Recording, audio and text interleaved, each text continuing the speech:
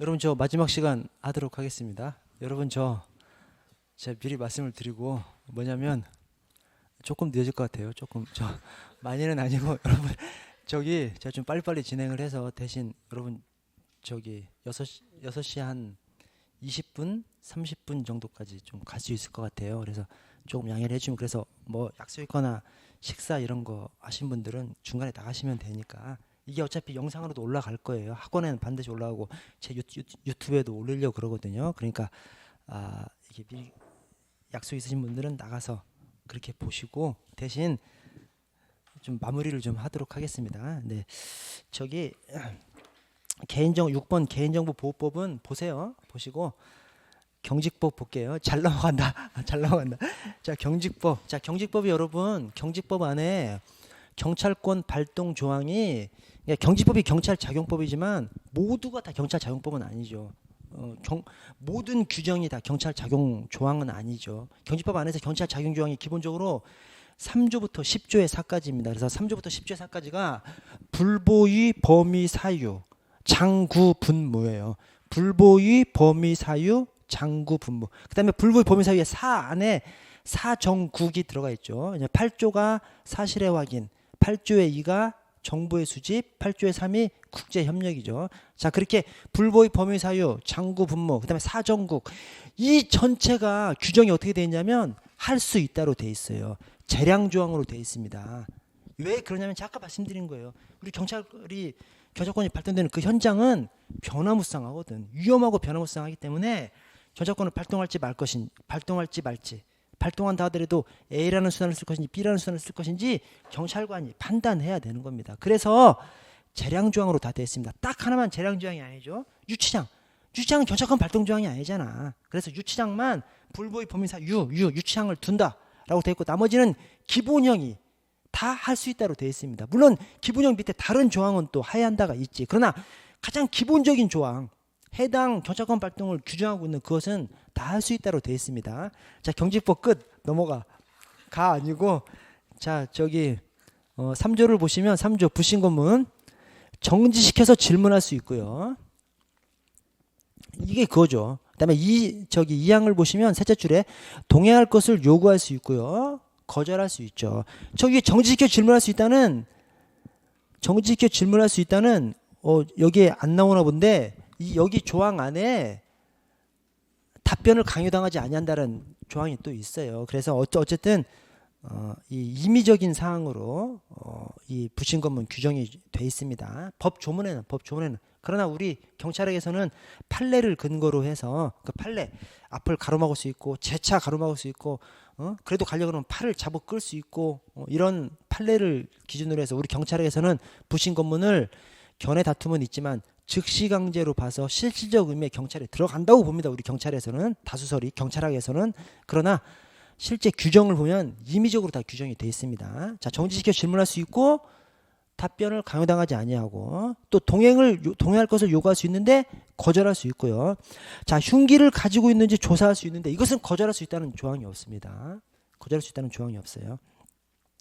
자, 사항을 보시면 중간에 질문을 하거나 동행을 요구할 경우 신분을 표시하는 증표를 제시하면서 엔드입니다. 엔드 플러스입니다. 엔드 소속과 성명을 밝히고 또 플러스 엔드 질문이나 동행의 목적과 이유를 설명해야 합니다. 또 동행을 요구하는 경우에는 동행 장소를 밝혀야 하고요. 이것과 관련해서 주민등록법에서는 구은구씨를 보시면 정복 근무 중인 경우 외에는 미리 신원을 표시하는 증표를 지니고 이를 관계인에게 내보여야 되죠. 즉 주민등록법에서는 정복 근무 중인 경우 외, 즉 사복 근무할 때는 신분증을 보여줘야 돼요. 즉 주민등록법에서는 정복 근무할 때는 신분증을 안 보여줘도 됩니다. 그러나 경직법은 그렇지 않습니다. 그래서 경직법에서는 무조건 신분증 보여줘야 되는 거예요.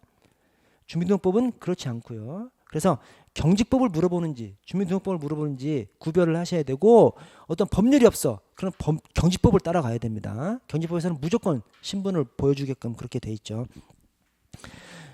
그러니까 신분증을 제시하도록 신분을 표시하는 증표. 그것은 이제 경찰 공무원증이고요. 자, 4조 보호 조치를 보시면 보호 조치도 역시 보호하는 등 적절한 조치를 할 수 있답니다. 그래서 임의적으로 표현이 되어 있고요. 그 보호조치의 대상자가 정술자 미병부죠. 정술자 미병부 중에서 거절하면 보호조치를 할 수 없는 존재가 있는데 그것이 미병부죠. 미아 병자 부상자. 언밸런스예요.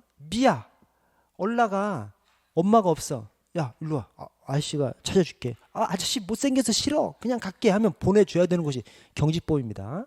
경직법만으로는 물론 우리는 실종아동법도 있고 해서 또 사회상규도 있고 하니까 데리고 올 수 있지. 참아면서 데리고 올 수 있지. 그러나 경직법만으로 물어보면 미아는 거절하면 보호조치 할 수 없도록 돼 있어요. 법률이 잘못된 것이죠. 언밸런스하게 돼 있으니까 또 그걸 시험에 냅니다. 그래서 정술자 미병부 중에서 미병부가 거절하면 보호조치를 할 수 없는 대상이고요. 사항을 보시면 자 조치를 했을 때 이 조치가 이제 보호조치죠.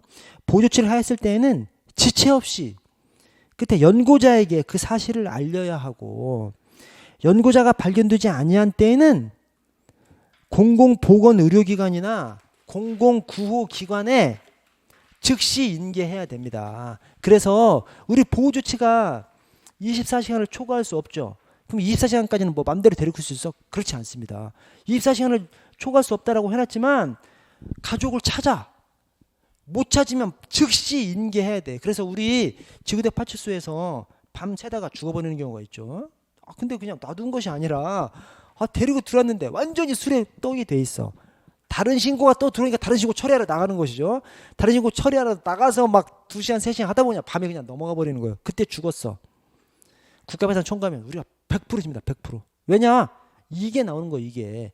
야 24시간 보호조치 할 수 있는 것이 아니라 가족 찾아보고 가족을 못 찾으면 공공구호기관에다 넘겨야 즉시 인계해야 되는데 왜 인계하지 않았어? 아무런 조치도 취하지 않고 그렇게 됩니다. 그래서 즉시 인계해야 됩니다. 자 5항에 첫 끝에 인계했을 때에는 즉시 소속 경찰서장에게 보고해야 됩니다. 왜 보고를 해? 지금 공무원들끼리는 서로 전달을 한 거예요. 근데 기관장끼리도 다시 전달을 해서 다시 체크할 수 있도록 만들어 놓은 겁니다. 그래서 보고해야 돼. 자 6항에 그 보고를 받은 경찰서장은 그 아래 지체 없이 상대방 기관장에게 통보해야 됩니다. 자 5조 위험 발생의 방지를 볼게요. 5조 위험 발생의 방지. 자 경찰관은 아주 그냥 여기 사항이 별의별 것이 다 들어가 있죠. 그래서 우리 경직법 안에서 가장 넓게 규율하고 있는 것이 이 5조 위험 발생의 방지입니다. 그래서 어떤 학자는 위험 발생의 방지 이 5조가 개괄적 수권 조항이다 이렇게 말하는 사람도 있습니다. 다수설은 아니고. 그래서 여러분들이 나중에 현장에 나서 직무집행을 하다가 어떤 문제가 생겼어. 너 도대체 뭘 근거로 했냐라고 할 때 경직법 2조 7호를 가지고 얘기하면 나 근거 없이 했다는 얘기가 돼버려요. 나 경직법 2조 7호 그밖에 공간이고 질서유지 이걸 근거로 했다. 그러면 내가 말하면서 그냥 나 근거도 없이 했다는 얘기가 돼버린다니까요. 그것을 구체적인 법적 근거로 보지 않습니다. 그래서 우리가 현장에서 어떤 근무를 했다가 뭐 문제가 생겼어. 그러면 생각 안 나면 5조의 근거에서 했습니다. 딱 얘기해야 되는 거예요. 최고 이게 광범위하게 규정이 되어 있기 때문에요. 자 그래서 광범위하게 규정해놓은 그 밖에 위험한 사태가 있을 때는 다음에 각 호의 조치를 할 수 있습니다. 이것도 할 수 있습니다. 다 할 수 있다니까. 해야 한다가 아니라 할 수 있다예요. 할 수 있는 그 조치가 사관 경고, 유해 억피, 사관 조치예요. 사관 경고, 유해 억피, 사관 조치. 그래서 사람 관리자 관계인에게 경고, 또 유해를 입을 우려가 있는 사람, 억류 피난, 유해 억피. 그다음에 다시 사람 관리자 관계인에게 조치를 하게 하거나 직접 그 조치를 하는 거. 그래서 사관 경고, 유해 억피, 사관 조치 이렇게 나갑니다. 그렇게 나가고 자 2항은 경찰 관서장이죠. 저 1항은 경찰관이고 2항 경찰 관서장은 대간첩 작전 수행 등에 있어서 맨 끝에 접근 또는 통행을 제한하거나 금지할 수 있습니다. 그래서 접근 제한, 통행 제한은 관서장입니다. 관서장. 기본적인 위험 발생의 방지 조치는 경찰관이 취할 수 있는 조치이고 이 대간첩 작전에 있어서 접근 제한, 통행 제한은 접근 제한, 통행 제한, 금지 이런 것은 경찰 관서장으로 해놨습니다. 자 6조로 갈게요. 6조 범죄 예방과 제지 필요한 경고를 하고 제재할 수 있습니다. 역시 임의적인 규정으로 이렇게 해놨고요. 자, 7조 위험 방지를 위한 출입.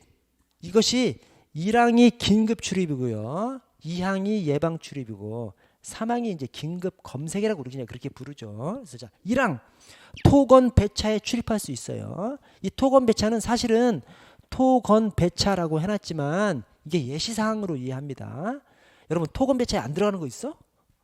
토지 건물 배차 다 들어가요. 다 들어가요. 토지 건물 배차 다 들어갑니다. 그래서 여기서 토지 건물 배차라고 해놓은 것은 어디든 이 말입니다. 그래서 토지 건물 배차 하여튼 어디든이에요. 어디든을 표현을 토건 배차라고 해놨습니다. 그래서 이것을 학자들이 예시사항이라고 얘기합니다. 예시사항이라는 것은 토건 배차 말고도 어디든지 할 수 있다라고 합니다. 그러나 여기 규정에는 토지 건물 배차 이렇게 표현해놨기 때문에 이거를 토건 배차 말고 다른 거 구체적으로 예를 들어서 뭐 비행기 뭐 배는 있고 다른 걸 넣으면 틀린 지문으로 해놓은 객관식 문제들이 있어요. 그 점은 좀 주의하셔야 됩니다. 사실은 그것이 어폐가 있는 지문이 아니라 이것이 예시사항이기 때문에 이거 말고 다른 것도 가능한 거예요. 그리고 또 솔직히 토건 배차에 안 들어가는 것이 없어. 토지 건물이 들어가는데 안 들어가는 것이 어디 있어요. 차까지 여기 해놨는데. 근데 어쨌든 토건 배차 말고 다른 것을 넣으면 틀린 지문으로 봅니다. 기출문제도 있어요. 기출문제도. 그래서 그건 조금 주의하시고 대신 이것이 예시사항이라는 것은 좀 알아두시고 그 다음에 저 3번에 대간조 작전 수행에 필요한 때 그 장소를 검색할 수 있습니다. 그래서 출입할 수 있다, 검색할 수 있다 하여튼 임의적인 조항으로 재량 조항으로 해놨고요. 자 8조로 갈게요. 8조. 오늘 하여튼 뭐 이 다른 내용이 아니라 하야한다 할 수 있다를 보는 거니까 하야한다 할 수 있다 중심으로 말씀드릴게요.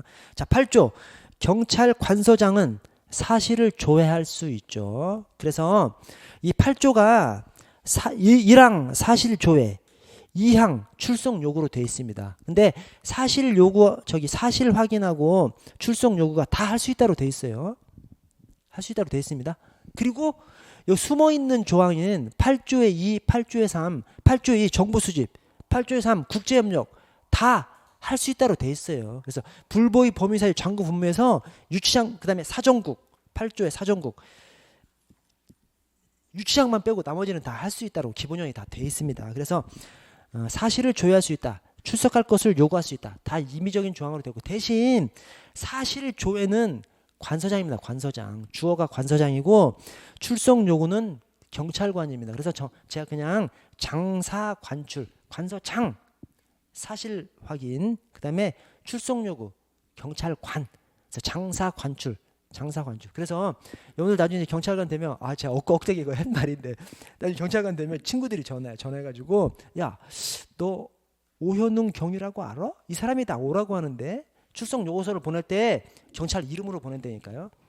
협조 이 사실 조회는 관서장 직인 딱 찍어서 보내요. 경무계 가면 관서장 직인 있거든. 서장한테 가서 맞는 것이 아니라 딱 작성한 다음에 경무계 가서 딱 찍어서 가서 보내요. 관서장 사실 확인. 어제 뭐 LG 데이콤에서 그러니까 이게 압수수색 영장 대상 말고 나머지는 다 관서장 명의 협조공문으로 다 보내면 다 해줍니다.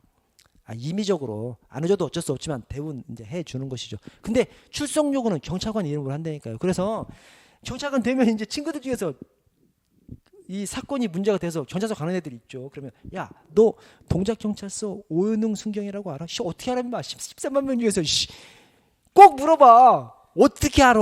근데 그렇게 물어보는 이유가 경찰관 이름으로 출석 요구를 하기 때문입니다. 이거에 근거해서 그렇게 하는 겁니다. 그래서 장사 관출 관서장 장사 사실 확인 장사 관출 경찰관 출석 요구 그렇게 숙지를 좀 해주시고요. 자 8조의 2 정보의 수집 역시 사실에 확인을 할 수 있다. 재량 조항으로 되어 있고요. 그 다음에 여기 주어가 경찰관은입니다. 경찰관은 주어가 관서장이 아니라 경찰관은입니다. 아까 사실의 확인은 관서장이죠. 그것은 우리 각종 조회를 할 때 쓰는 거예요. 근데 정보에 있어서의 주어는 경찰관입니다. 그래서 여러분 이게 어떤 의미인지 아세요? 자, 정보 대통령이 있죠. 새로 만들어진 재작년 총괄 재작년 말인가 새로 만든 이 경찰관의 정보 수집 및 처리 등에 관한 규정. 정보 대통령령이죠, 그게. 정보 대통령령도 이름이 경찰관의 정보 수집 및 처리 등에 관한 규정이에요. 그걸 경찰청이라고 안 해놨다니까요. 왜 그러냐면 우리 경찰을 정보기관으로 만들고 싶지 않은 거예요. 한마디로 각 경찰관이 근무를 하면서 정보 경찰이 근무를 하면서 필요한 것을 정보를 수집할 수 있도록 해놨지 경찰이 국정원처럼 정보기관으로 만들지 않았다는 그 표시입니다. 그래서 이 정보 수집 조항에 그 주어가 경찰관은입니다. 경찰관은. 정보 대통령령도 주어가 경찰관의 정보 수집 및 처리 등에 관한 규정이에요. 그거 경찰청 정보 수집 처리 규정으로 만들어도 아무 상관없잖아요. 그러나 입법권자가 그렇게 안 해놨습니다. 입법권자가 경찰관에, 여기도 여기 경찰관은, 그래서 주어가 경찰관은이고요. 국제협력은 주어가 경찰청장입니다. 그래서 경찰청장은 국제협력 활동 등을 할 수 있다. 이것도 이미 좀 재량적으로 규정해놨어요. 그래서 경찰청장 국제협력 활동을 할 수 있다. 유치장만 유치장을 둔다. 유치장만 유치장을 둔다. 자, 10조부터 10조사까지 장구 분무죠. 장구 분무. 경찰 장비가 통칭이고 경찰 장비 안에 10조의 2 경찰 장구, 10조의 3 분사기 최루탄, 10조의 4 무기 이렇게 쭉 해서 장구 분무죠. 장구 분무. 자, 경찰 장비를 사용할 수 있다. 임의적으로 재량적으로 표현해놨고요. 하여튼 경찰권 발동은 다 할 수 있다고 다 해놨습니다. 사용할 수 있다. 대신 그 아래 단 유해성 경찰 장비를 사용할 때는 안전교육과 안전검사를 받은 후 사용해야 한다. 그래서 강행 규정으로 두고 있죠. 그래서 기본형은 재량형이고 세부적으로 들어가면 이제 강행 규정도 나오죠. 그래서 이 경직법에서는 이 유해성 경찰 장비를 사용할 때 안전교육과 안전검사가 다 경찰관으로 주어가 돼 있어요. 왜냐하면 그 문장에 주어가 없어. 지금 주어가 없으니까 앞문장에 주어를 따고 가는 것이죠. 그래서 앞문장에 주어가 경찰관이기 때문에 이 경직법에서는 안전교육, 안전검사가 다 경찰관으로 돼 있다고 그렇게 봅니다. 이해합니다. 근데 유해성 경찰장비 규정 대통령령으로 가면 세분화되죠. 대통령령으로 가면 경찰관은 안전교육, 관서장이 안전검사 이렇게 갑니다. 그래서 그것도 좀 생각해 주시고, 자, 거기 5항을 보시면 경찰청장은 유해성 경찰장비를 새로 도입하려는 경우 그 아래 안전성 검사의 결과 보고서를 소관 상임위원회에 제출해야 됩니다. 그래서 안전검사하고 안전성 검사하고 완전히 다른 것이죠. 안전검사는 그냥 유해성 경찰장비 사용할 때 안전검사를 해야 되는 것이고, 안전성 검사는 새로 유해성 경찰장비를 신규로 도입하려고 할 때 받아야 하는 거, 그것이 이제 안전성 검사입니다. 그래서 안전검사, 안전성 검사 완전히 다른 것이고 각각의 고유한 뜻이 있는 고유 명사입니다. 그래서 경찰청장은 새로 도입하려고 유해성 경찰장비 새로 도입하려고 할 때는 안전성 검사 결과 보고서를 국회 소관 상임위원회에 제출해야 됩니다. 외부 전문가를 참여시켜야 하고요. 자, 10조의 2 경찰 장구를 사용할 수 있다. 10조의 3 분사기 최루탄 사용할 수 있다. 자, 10조의 4 무기 사용할 수 있다예요. 자, 대신 경찰 장구, 분사기, 무기 세 개가 있는데 각각의 사용 요건이 채생공, 채생공입니다. 그래서 경찰 장구, 채생공 요건이 돼 사용할 수 있고요. 분사기 최루탄, 채생. 그 다음에 무기, 다시 채생공입니다. 이때 근데 주의하셔야 될 것이 나머지는 채생공인데 분사기는 채생인데 여기서 생이 생명, 신체, 재산까지 들어가요.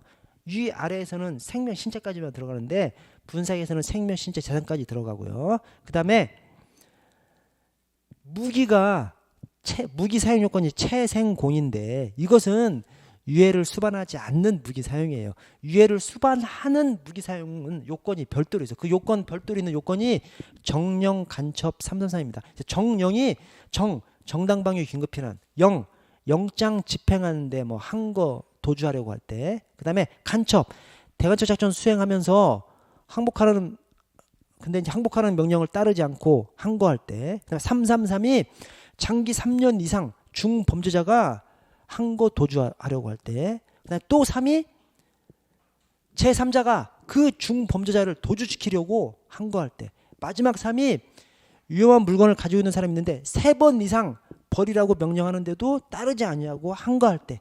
그래서 정령, 간첩, 333 이게 유해를 수반할 수 있는 무기 사용의 요건입니다. 그래서 유해를 수반하지 않는 무기 사용 요건은 채생공이고 유해를 수반하면 정령 간첩 333으로 별도로 간다.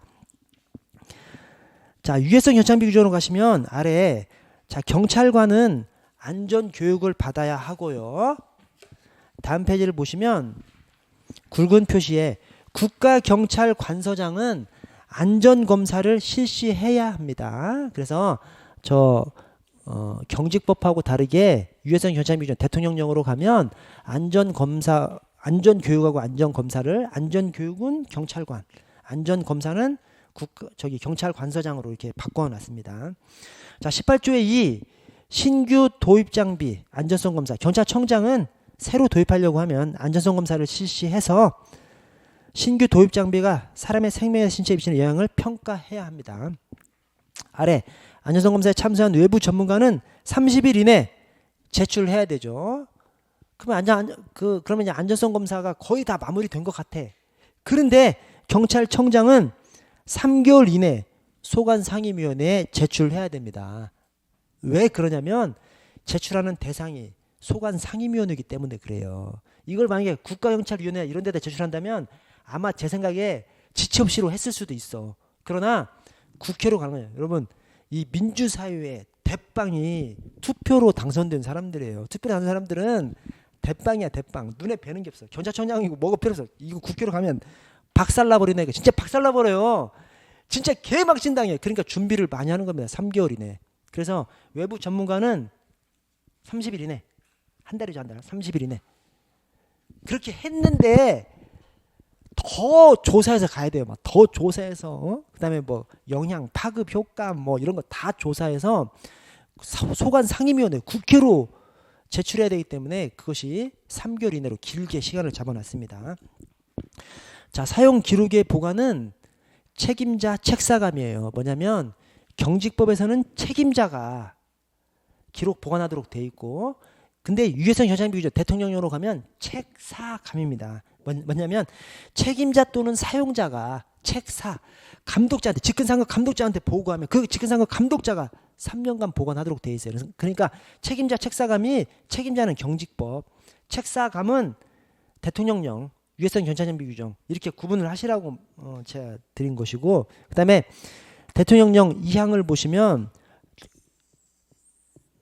이 사용기록 보관이 모든 경찰 장비가 아니라 분무살입니다.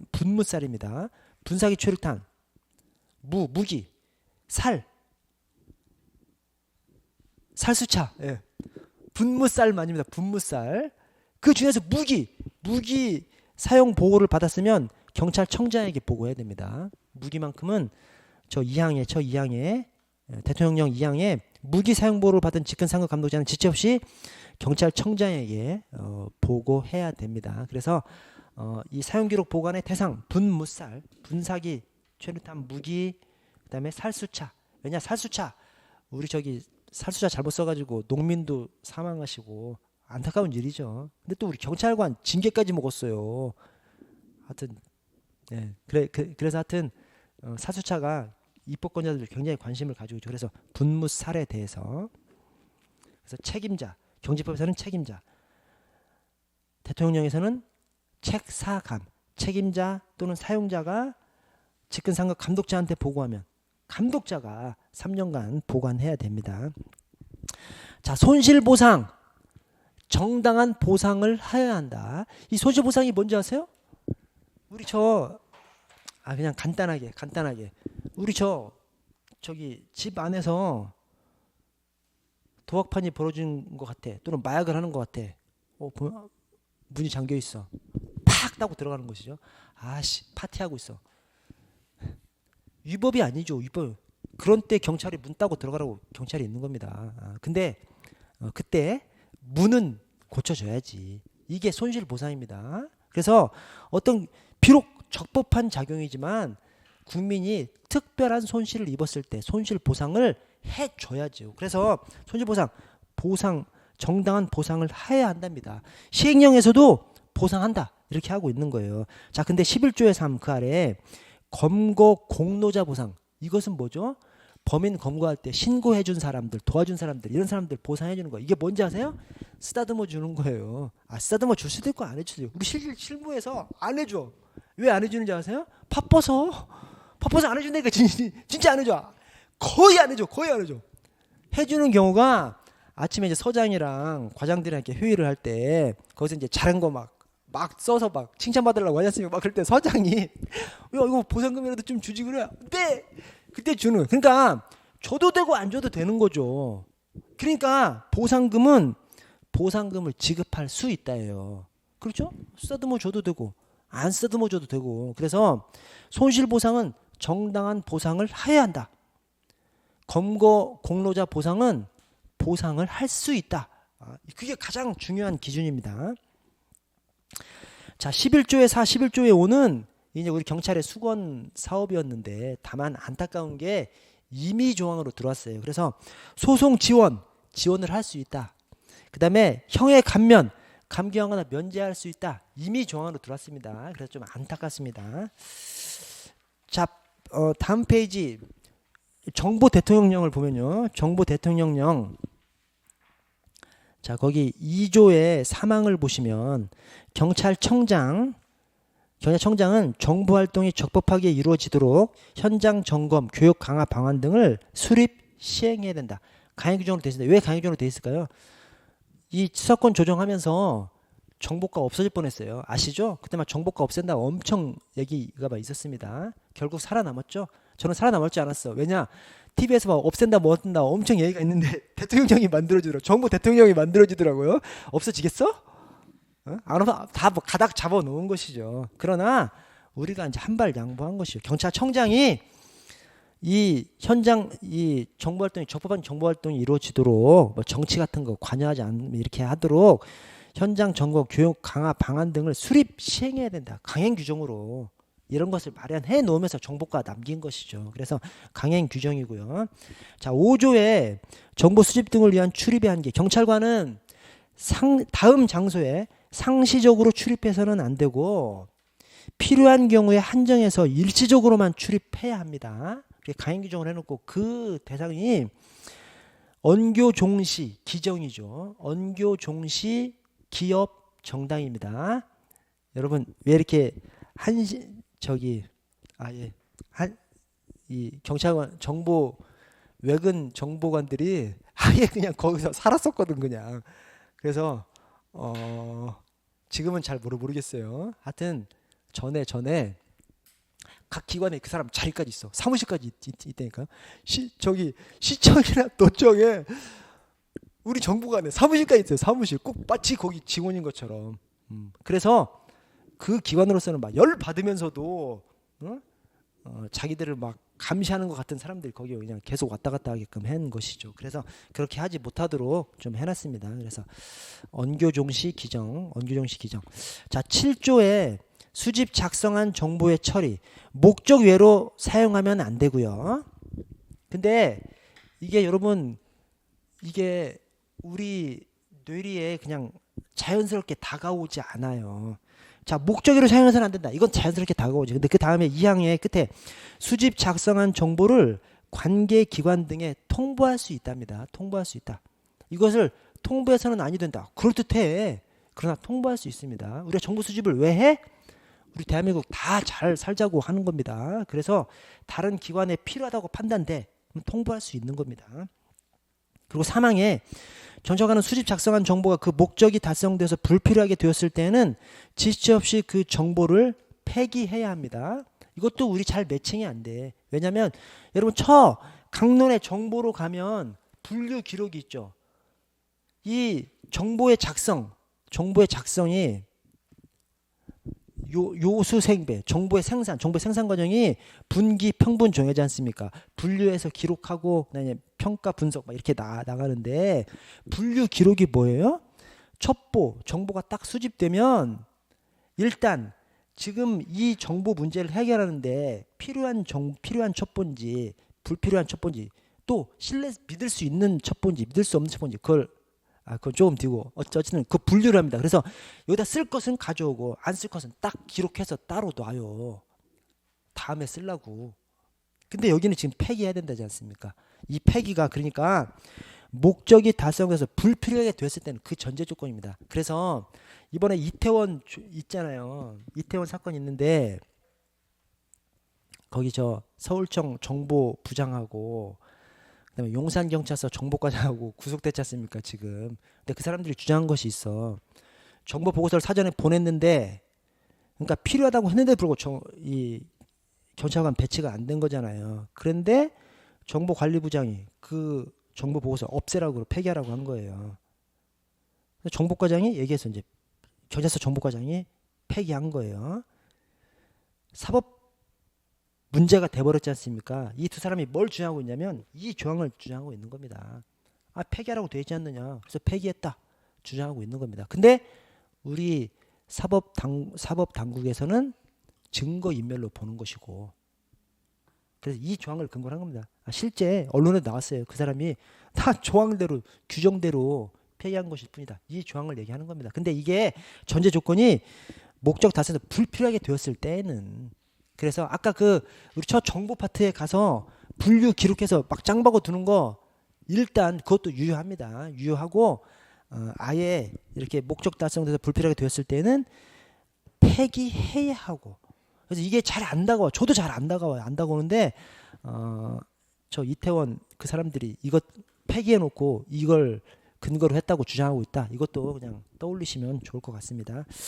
자, 8조를 보시면 위법한 지시의 금지 및 거부. 자, 이 항에 경찰관은 명백히 위법한 지시라고 판단되는 경우에는 명백히 위법이라고 판단된대. 그때 집행을 거부해야 한달까요? 거부할 수 있달까요? 거부할 수 있다라니까. 여러분 짜릿하지 않습니까? 상관의 지시잖아. 그렇죠? 상관의 지시여가지고 야, 그 전제 조건이 명백히 위법한 지시라고 이렇게 해놨음에도 불구하고 상관의 지시이기 때문에 거부할 수 있다. 임의적인 조항으로 해놨다니까요. 자, 아래 경찰 장비 관리 규칙으로 가보시면 120조에 무기탄약의 회수 보관이 나옵니다. 무기탄약의 회수 보관이 강제 회수가 있고 임의 회수가 있고 강제 보관이 있죠. 그래서 그 강제 회수하고 강제 보관, 강제 회수는 회수하고 안 주는 거죠. 강제 보관은 일시적으로 보관했다가 그 사항만 지나가면 다시 주는 것이 이제 강제 보관이죠. 근데 어쨌든 강제 사항들, 강제 회수, 강제 보관이 징형사 술상기죠. 징형사 술상기. 그래서 징형사 저 강제 회수, 징형사, 징계 대상, 형사사건 조사 대상, 사표 낸 사람, 징형사, 술상기 이게 강제 보관 대상입니다.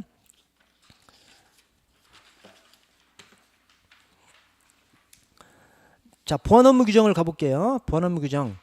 자, 5조에 비밀의 보호와 관리 원칙. 자, 각급 기관의 장안. 이 보안 업무 규정 소관 부처가 어디죠? 국정원이죠, 국정원. 그러나 국정원보다 기관장이 더 많이 나옵니다. 이저 기관장하고 이 중앙행정기관하고 서로 다르죠. 중앙행정기관은 우리 경찰청 같은 것만 중앙행정기관입니다. 해당 업무를 대표하는 통할하는 저 중앙의 관청 그것만 중앙행정기관, 경찰청만 중앙행정기관입니다. 근데 이제 저기 소관기관 또는 소속기관, 소관기관이라고 하면 우리 시도청 그다음에 경찰서 다 소속기관이 될 수 있습니다. 그래서 중앙행정기관하고 이 저기 소속기관 각급 기관 달라요. 다르지만 시험을 낼 때 국정원장이냐 기관장이냐를 시험을 내지 이 중앙행정기관하고 이 각급 기관 소속기관 이것은 잘 안 바꿔. 왜냐하면 우리 뉘앙스로도 우리 딱 생각해도 중앙행정기관하고 저 소속기관 또는 각급 기관 좀 헷갈리잖아요.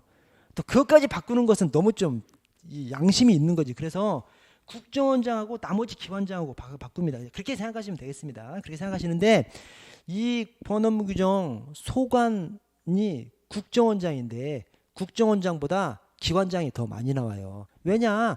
보안 업무라는 것이 국정원장 혼자 안 되잖아요. 각급 기관장들이 다 나서서 해야 되는 것이기 때문에 그래서 주로 기관장이 나오고 국정원장은 특별한 경우에만 나옵니다. 그래서 여기도 이제 먼저 이제 기관장이죠. 기관장은 둘째 보안 대책을 수립해서 시행해야 합니다. 당연하죠. 이 보안이라는 것은 나라 지키는 것이기 때문에 어떤 의무, 어떤 규정이 있으면 대부분 다 의무 규정으로 이렇게 둡니다. 자, 이 경우 비밀의 제목 등 해당 비밀의 내용을 유추할 수 있는 정보가 포함된 자료는 공개하지 않습니다. 그래서 비밀 자체도 공개하면 안 되지만 비밀의 제목 같은 것도 사실은 비밀만큼 중요한 것이죠. 그래서 그런 것들도 공개하지 않습니다. 자, 7조. 국정원장은 암호자재를 제작해서 필요한 기관에 공급합니다. 그래서 암호자재의 원칙적인 제작자가 국정원장이죠. 그래서 이 암호자재가 뭐냐면 우리 경찰이 쓰는 암구어 있지 않습니까? 아, 그걸 뭐라 그러지? 하여튼 그 암구어 표 있어요. 암구어 우리 무전할 때 여러분들 처음에 나가면 뭔 말인지 알아듣지도 못해요. 그렇게 우리끼리만 약속된 그 용어를 쓰기 때문에 그 표, 암구어 표. 그다음에 우리 보안나라라는 시스템이 있어요. 보안 관련된 그 서류라든가 이런 것들은 보안나라 시스템 거기만 통해서 주고받을 수 있게끔 되어 있습니다. 그때 USB를 써. 그 USB를 저도 받았어요. 근데 그 USB가 진짜 세상에서 보는 USB가 아니에요. 엄청 조잡하게 만들어낸 엄청 후져 보이는 USB를 하나 줘요. 이런 것들도 다 암호 자재입니다.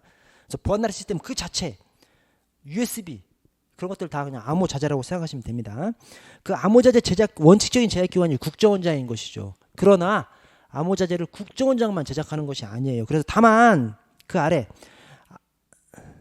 암호 자재를 사용하는 기관은 국정원장이 인가하는 암호 체계의 범위에서 암호 자재를 제작할 수 있습니다. 즉 암호 자재의 원칙적인 제작 기관장은 국정원장인데 다른 기관장도 국정원장 인가 틀 내에서 국정원장의 기준 내에서 암호 자재를 제작할 수 있는 것이죠. 그래서 이 항에 암호 자재를 사용하는 기관의 장은 사용 기간이 끝난 암호 자재를 지체 없이 국정원장이 아니라 왜냐 국정원장만 암호 자재 제작하는 것이 아니니까 다른 기관장도 국정원장의 인가하는 체계 범위에서 암호 자재를 제작할 수 있으니까 그래서 암호 자재를 다 사용했어. 그러면 제작 기관장에게 반납해야 됩니다. 그 제작 기관장이 꼭 국정원장만은 아니기 때문에 여기에 국정원장이 들어가면 틀린 지문입니다.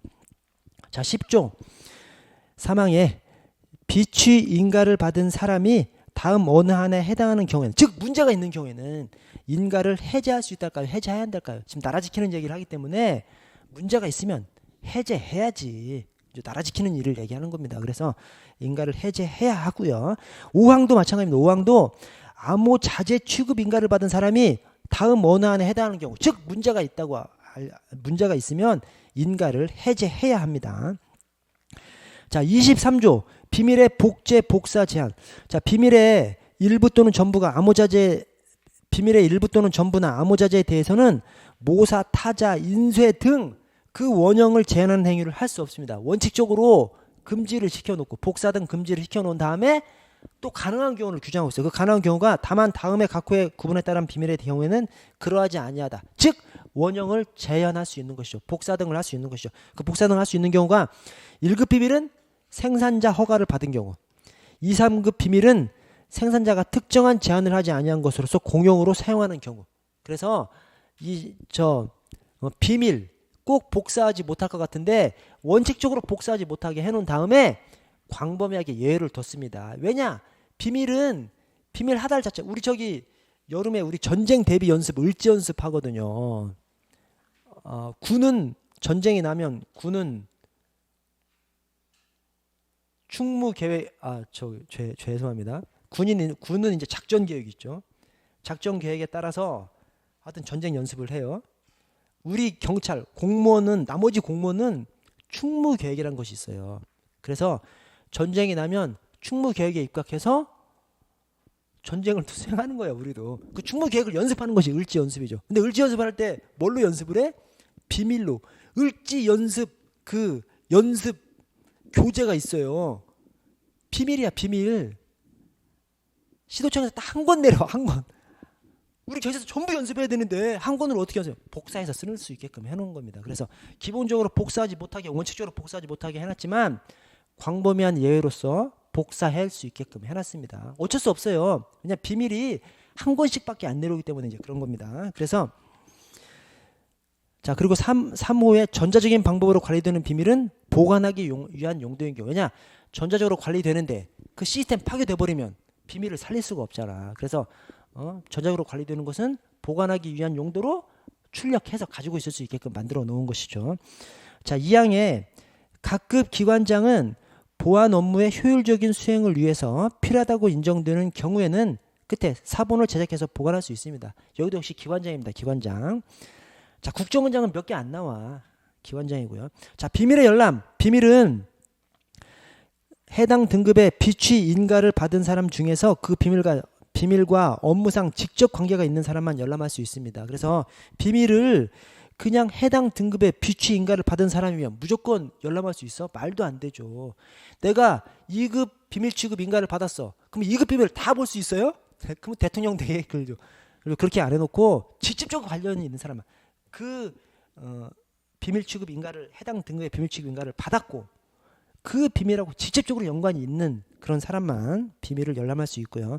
2항에 인가를 받지 아니한 사람에게 비밀을 열람하거나 취급하게 할 때에는 그 아래 소속 기관장이 또 기관장입니다. 왜냐? 국정원장이 다 할 수 없잖아. 기관장이 각 기관마다 다 해야 되는 거죠. 기관장이 맨 끝에 오른쪽에 첫째 줄 끝에 보안 조치를 해야 됩니다. 대신 1급 비밀의 보안 조치에 관해서는 국정원장과 미리 협의해야 됩니다. 그래서 국정원장은 한정적으로 이제 개입을 하는 것이죠. 25조 비밀의 공개. 중앙행정기관 등의 장은 아래 보안심사위원회의 심의를 거쳐서 공개할 수 있습니다. 근데 1급 비밀의 공개에 관해서 국정원장과 미리 협의해야 됩니다. 그래서 저 보안 조치 그 다음에 공개 이거 관련해서 1급 비밀에 대해서는 국정원장과 미리 협의하도록 그렇게 해놨습니다. 자, 27조 비밀의 반출 소속 기관장의 승인을 받아야 됩니다. 역시 또 기관장이고요. 31조 비밀 소유 현황 통보 각급 기관의 장은 연 2회 비밀 소유 현황을 국정원장에게 통보해야 됩니다. 강행 규정이고 이 보안 업무 총괄하는 국정원장한테 통보해야 되고요. 2항에 비밀 소유 현황은 공개하지 않죠. 당연하지. 비밀 소유 현황은 아까 그 비밀의 제목처럼 비밀 소유 현황도 비밀하고 유사하게 중요한 것이죠. 그래서 공개하지 않습니다. 33조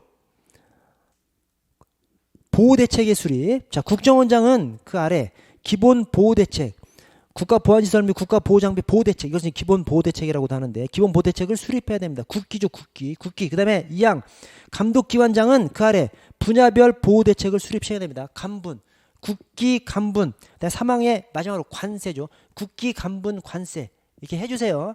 마지막 시험 보는 날까지만 숙지하시면 되니까 국기 간분 관세. 관리기관장은 세부 보호대책을 수립 시행해야 됩니다. 그래서 이 관리기관이 해당 기관이에요. 해당 기관. 예. 그래서 여기 이제 감독기관이라고 하면 예컨대 발전소라고 하면 한국 수력원자력 이게 이제 관리기관이고 이 감독기관은 산업자원부 장관 이게 감독기관장입니다. 그래서 국기 간분 관세 이렇게 숙지를 해주시고 34조 보호지역 각급 기관은 장과 관리기관 등의 장은 그 아래 보호지역을 설정할 수 있습니다. 이 보호지역을 설정할 수 있다. 설정할 수 있다에 별표 한 3개 정도 쳐주세요.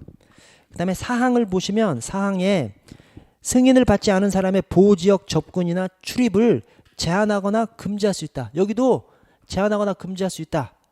거기다가 별표 한 3개 정도 쳐주십시오. 여러분 이 보안 업무 규정, 또 보안 업무 규정 시행 규칙, 보안 업무 규정 시행 세부 규칙 여기 다 규정이 기본적으로 이 보안이라는 것이 그냥 잘 살자고 하는 것이 아니잖아요. 나라 지키자고 하는 거지 않습니까? 그래서 대부분 다 강행 규정으로 돼 있어요.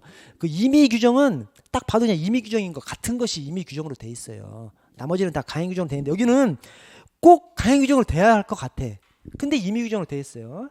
그 이유는 저도 몰라요. 저도 모르는데 하여튼 보호지역 설정해야 한다 할 것 같아. 또 출입 제한하거나 금지해야 할 것 같아. 승인받지 않은 사람이 가니까. 근데 임의 규정을 해놨습니다. 그래서 특별히 제 원인은 잘 모르고 이유는 잘 모르고 하다 보니까 잘못한 거야. 제 생각에는. 그래서 별표 쳐놓으시고 이것은 임의 규정으로 되어 있다. 좀 특별히 관심을 좀 가져주시고요. 자, 보안 규정 시행 규칙으로 가보시면 자 12조 비밀취급 인가의 제한. 자 2항의 첫째 줄 끝을 보시면 임용시 신원조사 회보서에 따라서 우리 임용할 때는 다 신용조회를 다 하니까 임용시 신원조사 회보서에 따라서 새로 신원조사를 하지 않냐고 비밀 취급을 인가할 수 있습니다. 그래서 우리 경찰은 기본적으로 3급 비취 인가를 받은 것으로 하고 특정 부서에 근무하면 2급 비취 인가를 받은 것으로 하기 때문에 근데 그때마다 별도로 신원조회를 별도로 하지 않는 것이죠. 신원조사를 별도로 하지 않는 것이죠. 신원조사를 별도로 하지 않는 것이죠. 다만 1급 비밀 취급을 인가할 때는 새로 신원조사를 해야 됩니다. 1급 비밀은 너무나도 중요하기 때문에 자, 사항에 비밀 취급 인가가 해제된 사람은 비밀을 취급하는 직책으로부터 해임시킬 수 있다. 해임해야 한다. 당연히 해임해야 한다겠죠. 나라 지키는 일이기 때문에 이런 사항은 다 강행 규정으로 해놨습니다. 아까 보호 지역, 그 다음에 승인받지 않은 사람 출입 제한 금지 이것만 임의적인 것으로 해놓고 자 13조 비밀 취급 인가의 특례 자 1항 업무상 조정 감독을 받는 기업체나 단체에 소속된 사람에 대해서 이게 뭐지? 민간인 거의 끝에 미리 국정원장의 협의를 거쳐서 2급 이하 비밀 취급을 인가할 수 있습니다. 민간인 인가해야 한다가 아니겠지. 당연히 잘 따져봐서 해줘도 되고 안 해줘도 되고 잘 따져봐서 특별히 필요한 사람만 해주겠죠. 그러니까 당연히 인가할 수 있는 것이죠. 다음으로 넘어가서 70조에 자료의 보관이 다 5년간 보관해야 한답니다. 여러분 진짜 죄송합니다. 여러분 제가 좀 서둘러서 해볼게요. 자, 5년간 보관해야 한답니다. 보관할 수 있다가 아니라 보관해야 한다죠. 나라 지키는 일이기 때문에 그런 거예요. 대부분 다 강행 규정으로 해놓은 겁니다. 그래도 5년이야. 쫙쫙쫙 5년인데 다만 사망의 서약서는 인가 해제 시까지입니다. 이게 눈에 잘 안 들어와요. 안 들어오는데 이 서약서가 뭐냐면 서약서가 그 비밀 취급 관련된 부서에 딱 배치받으면 보안 수칙을 준수하고 이렇게 하겠다는 서약서를 받습니다. 그 서약서입니다. 별거 아닌 거예요. 별거 아니기 때문에 이것은 인가 해제 시까지 보관합니다. 나머지는 다 5년간. 이 서약서는 인가 해제 시까지. 그 아래 시행 세부 규칙으로 갈게요. 자, 11조에 2급 및 3급 비밀 취급 인가. 그래서 아래는 2급, 3급 비밀 취급 인가권자다. 2급, 3급 비밀 취급 인가권자가 우리 경찰 안에서는 경찰청장, 시도청장, 그다음에 경찰서장이 다 2급, 3급 비취 인가권자입니다. 1급 비취 인가권자는 없어. 왜냐하면 우리 경찰청장이 차관급이기 때문에 1급 비취 인가권자는 장관급으로 해놨어요. 그래서 언밸런스하게 검찰총장은 1급 비취 인가권자인데 경찰청장은 2급 및 3급 비취 인가권자입니다. 말도 안 되는 거죠. 근데 하여튼 그렇게 되어 있습니다. 검찰총장은 장관급이기 때문에. 그래서 거기 1항에 경찰청장, 시도청장이 들어가 있고 제가 왜 경찰서장도 2급, 3급 비취 인가권자라고 얘기하냐면 거기 2항에 시도청장은 경찰서장 기동대장에게 2급, 3급 비취 인가권을 위임한다. 강행규정으로 되어 있잖아요. 강행규정이니까 당연히 서장도 2급, 3급 비취 인가권자인 것이죠. 그래서 우리 경찰 안에서는 경찰청장, 시도청장, 경찰서장 전부 다 똑같이 2급, 3급 비취 인가권자입니다. 그러나 경찰서장은 이제 위임을 받아서 그러는 것이고 위임을 받아서 자 2항에 시도청장은 경찰서장, 기동대장에게 2급, 3급 비취 인가권을 위임하고요. 이때 경정 이상 기관장에게도 위임할 수 있습니다. 그래서 경찰서장에게 위임한다. 경정 이상 기관장에게 위임할 수 있다. 위임을 받은 기관장은 다시 위임할 수 없다. 오케이? 다시 위임할 수 없다가 그 사망입니다. 사망. 그래서 거기까지 구별을 해주시고 경찰서장에게 위임한다. 경정 이상 기관장에게 위임할 수 있다. 그렇게 재량인지 강행인지 구분하셔야 됩니다. 경찰서장한테는 위임한다라고 되어 있기 때문에 제가 그냥 딱 톡아놓고 경찰청장, 시도청장, 경찰서장이 다 2급, 3급 비취 인가권자라고 말씀드리는 것이 위임한다, 강행으로 되어 있으니까 반드시 위임을 받는 것이 경찰서장은. 그러나 경정 이상 기관장은 위임을 받을 수 있는 것이죠. 못 받을 수도 있는 것이고 위임을 받은 기관장은 다시 위임할 수 없습니다. 거기 사망이 그렇게 되어 있고요.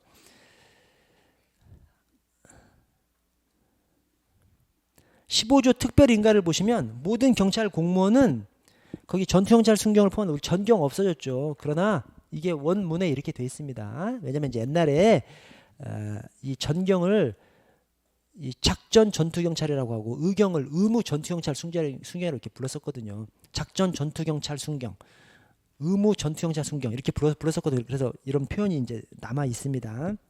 잘못된 겁니다. 바꿔야 되는데 아직 하여튼 조문에 이렇게 돼 있어요. 자, 임용과 동시에 3급 비취권을 가집니다. 경찰 공무원은 임용과 동시에 3급 비취권을 가져요.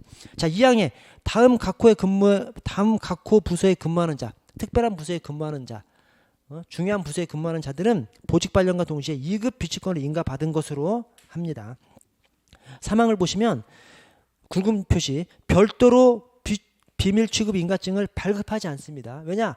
경찰은 인원이 겁나 많은데 이 많은 인원한테 비취 인가증 발급하면 발급한 것 자체가 보안의 위해 요소가 돼버리죠. 잃어버리면 누군가가 해서 이용해서 써먹기 때문에, 그래서 인원이 너무 많기 때문에 인가증을 발급하지 않고 다만 필요한 경우는 발급할 수 있다. 그래서 발급하지 않는 것을 원칙으로 하고 필요하면 발급할 수 있다. 자, 4항에 각 경찰기관장은 2항 각호의 부서에 근무하는 경찰 공무원 중 신원 특이자에 대해서는 위원회 또는 자체 심의기구에서 2급 비밀 취급의 인가 여부를 심의하고, 이 심의하는 것이 위원회 또는 자체 심의기구입니다. 기관장이 아니라. 그래서 중립적으로 누가 심의를 해야 되겠죠. 그래서 위원회 또는 심의기구에서 인가 여부를 심의하고, 비밀 취급이 불가능하다고 의결된 자에 대해서는 즉시 인사조치할 수 있는 것이 아니라 인사조치 해야죠. 나라 지키는 일이기 때문에 그렇습니다. 여러분 거기 넘어가고 언론중재법 볼게요. 언론중재법 4번 언론중재법 14조 정정보도 청구의 요건. 자, 안날로부터 3개월 이내 언론사 등에게 정정보도 청구, 반론보도 청구, 추후보도 청구는 언론사 등에 청구하는 겁니다. 중재위원회가 아니라 언론중재위원회가 아니라 언론사 등에 청구하는 거예요. 그럼 언론중재위원회는 언제?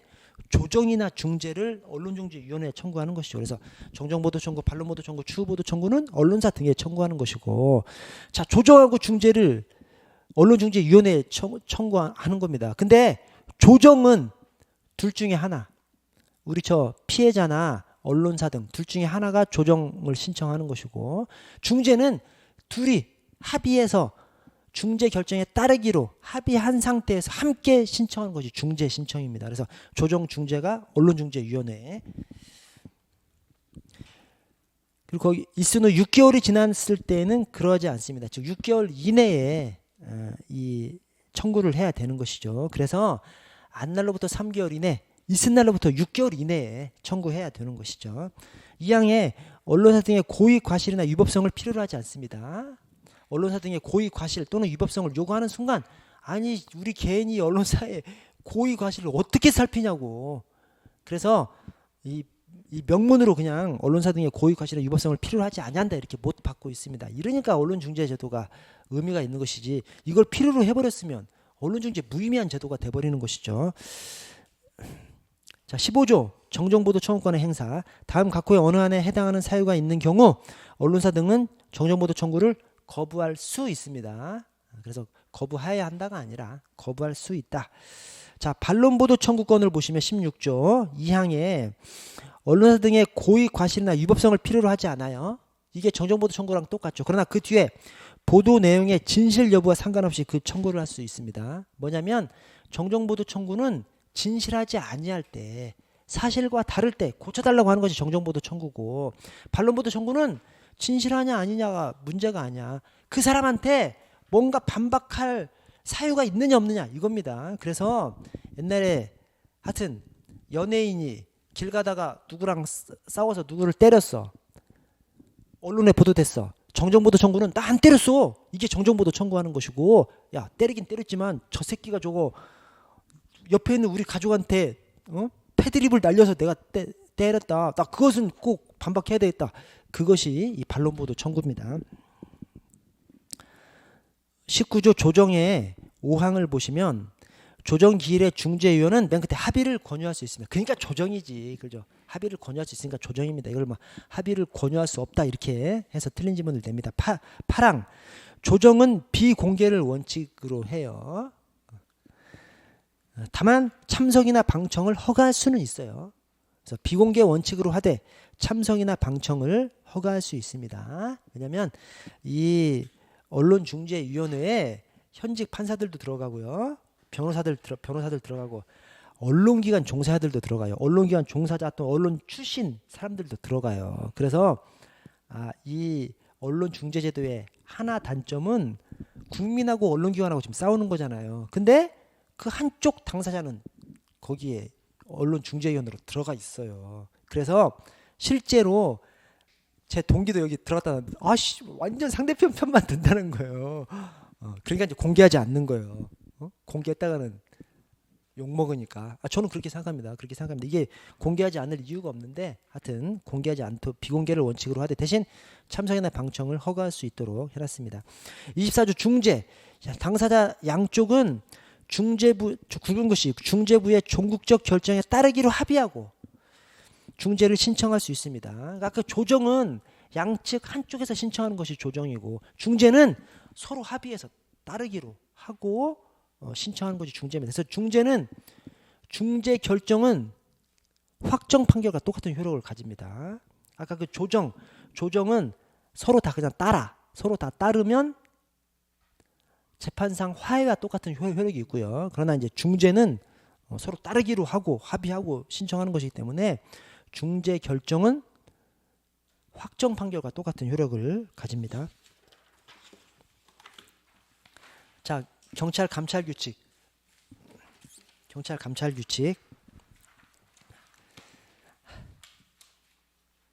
저 7조 감찰관의 신분 보장, 둘째 줄에 어느 하나에 해당하는 경우를 제외하고는 2년 내 본인의 의사에 반해서 전부해서는 안 됩니다. 그래서 아까 봤던 거예요. 2년 내. 대신 이 감찰은 본인의 의사에 반해서, 즉 원치 않는 전보를 2년 내에 할 수 없다는 겁니다. 본인이 원하면 1년만 지나면 할 수 있어요. 그래서 거기 그 경공 임용령 그 앞에 그 밑에 2항을 보시면 1년 이상 성실히 근무한 감찰관에 대해서는 희망부서를 고려해서 전보합니다. 가행규정입니다. 고려해서 전보한다. 그래서 우리 감찰 하다가 1년만 지나지 않습니까? 그러면 희망하는 데 보내줍니다. 왜 그러냐면 이 감찰이 뭐 빵실할 것 같은데 실제로는 엄청 힘들어요. 왜냐면 우리 조직 안에서 민원이 돌고돌닥 감찰로 갑니다. 그래서 민원실도 감찰 소속입니다. 천문감사 인권관실 소속에 민원실이 있어요. 민원이 빙글빙글 돌다가 극단적인 민원은 다 감찰로 간다니까요. 1년 감찰하고 나면 아주 기가 빨린다는 거예요. 그래서 1년 이상 한 바퀴 근무를 하고 나면 전보를 희망하면 원하는 부서를 고려해서 전보한다. 원하는 부서를 고려해서 전보할 수 있다 아니라 전보한다. 가행 규정으로 해놨기 때문에 우리 현장에서 감찰하다가 나온 사람은 다 그냥 자기 가고 싶은데 다 그냥 보내줘요. 그것이 힘 있는 부서라서 그런 것이 아니라 규정이 있어서 그렇게 하는 겁니다. 자, 12조 감찰활동의 관할을 보시면 관할구역 안에서 활동해야 돼요. 대신 관할구역 밖에서 활동하려면 상급기관장 지시가 있어야 됩니다. 왜냐? 내 관할 밖에라고 하더라도 상급기관장 입장에서는 자기 관할이기 때문에, 그래서 상급기관장 지시가 있는 경우 관할구역 밖에서도 활동할 수 있고요. 자, 15조 감찰부서장 1항 감찰부서장, 2항 감찰부서장, 16조 1항 감찰부서장, 3항 감찰부서장, 4항 감찰부서장, 19조 감찰활동 결과. 그러니까 감찰활동은 다 감찰부서장 중심으로 막 돌아가는 거예요. 대신 결과 보고는 기관장한테 해줘야지. 그래서 감찰활동 결과 보고는 그 아래 소속 경찰기관장에게 보고해야 합니다. 2항 그렇게 보고를 받으면 필요한 조치를 해야 됩니다. 이 필요한 조치가 뭐야? 징계 의결 요구. 그래서 아까 국가공무원법도 그렇고 경찰공무원 징계령도 그렇고 징계 등 의결을 요구해야 한다지 않습니까? 그거랑 이거랑 다 매치가 되는 거예요. 필요한 조치를 해야 한다. 가행적으로 표현해 놓은 것이 징계 등 의결을 요구해야 된다. 징계 등 의결을 요구해야 한다. 그거랑 다 매칭되는 조항입니다. 그걸 매칭시켜 주세요. 이렇게 보고를 받으면 경찰기관장은 필요한 조치를 해야 한답니다. 그래서 그 밑에 제가 이제 일부러 넣어놓은 거예요. 일부러 이 경찰공무원 징계령에 징계 등 의결을 요구해야 한다. 또 국가공무원법에도 유사한 규정이 있고, 그래서 이 징계 사유가 있어 반드시 징계 등 의결을 요구하도록 해놨습니다. 그래서 감찰 결과도 보고를 받으면 기관장은 조치를 해야 한다. 가행적으로 해놓은 겁니다. 20조 감찰 정보의 수집. 감찰관은 끝에 감찰 정보를 매월 한 건 이상 수집 제출해야 하며, 의무죠, 의무. 강행. 자, 감찰관이 아닌 소속 공무원도 감찰 정보를 수집한 경우 제출할 수 있다. 임의적입니다. 임의적. 이것은 감찰관은 의무적으로, 다른 경찰관은 임의적으로. 그래서 감찰관은 월 1건 이상 수집 제출해야 하며 다른 공무원은 제출할 수 있다. 오케이? 예. 자, 거기 2항을 보시면 감찰관은 수집한 감찰 정보를 경찰청 또는 소속 시도경찰청의 감찰 부서장에게 제출해야 됩니다. 기관장이 아니고, 일단 기관장은 아까 결과 보고만 기관장한테 하는 것이고, 역시 여기도 감찰 부서장이고 경찰서가 빠졌어요. 왜 그런지 아세요?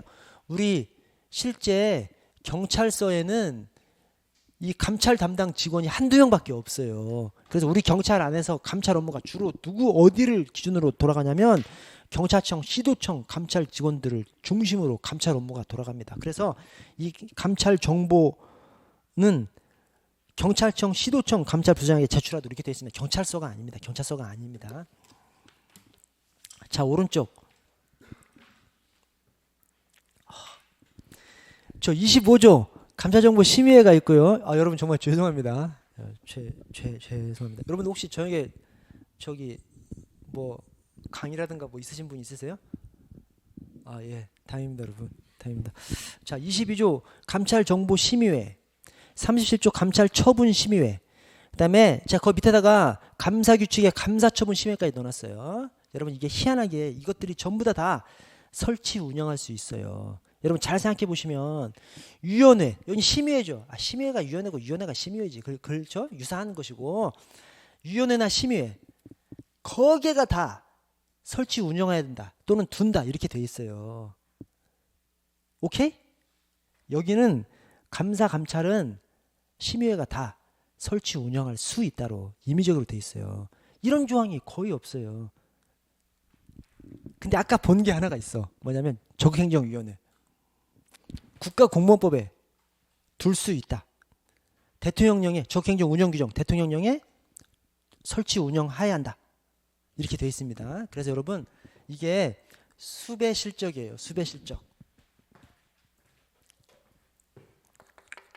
수배 실적.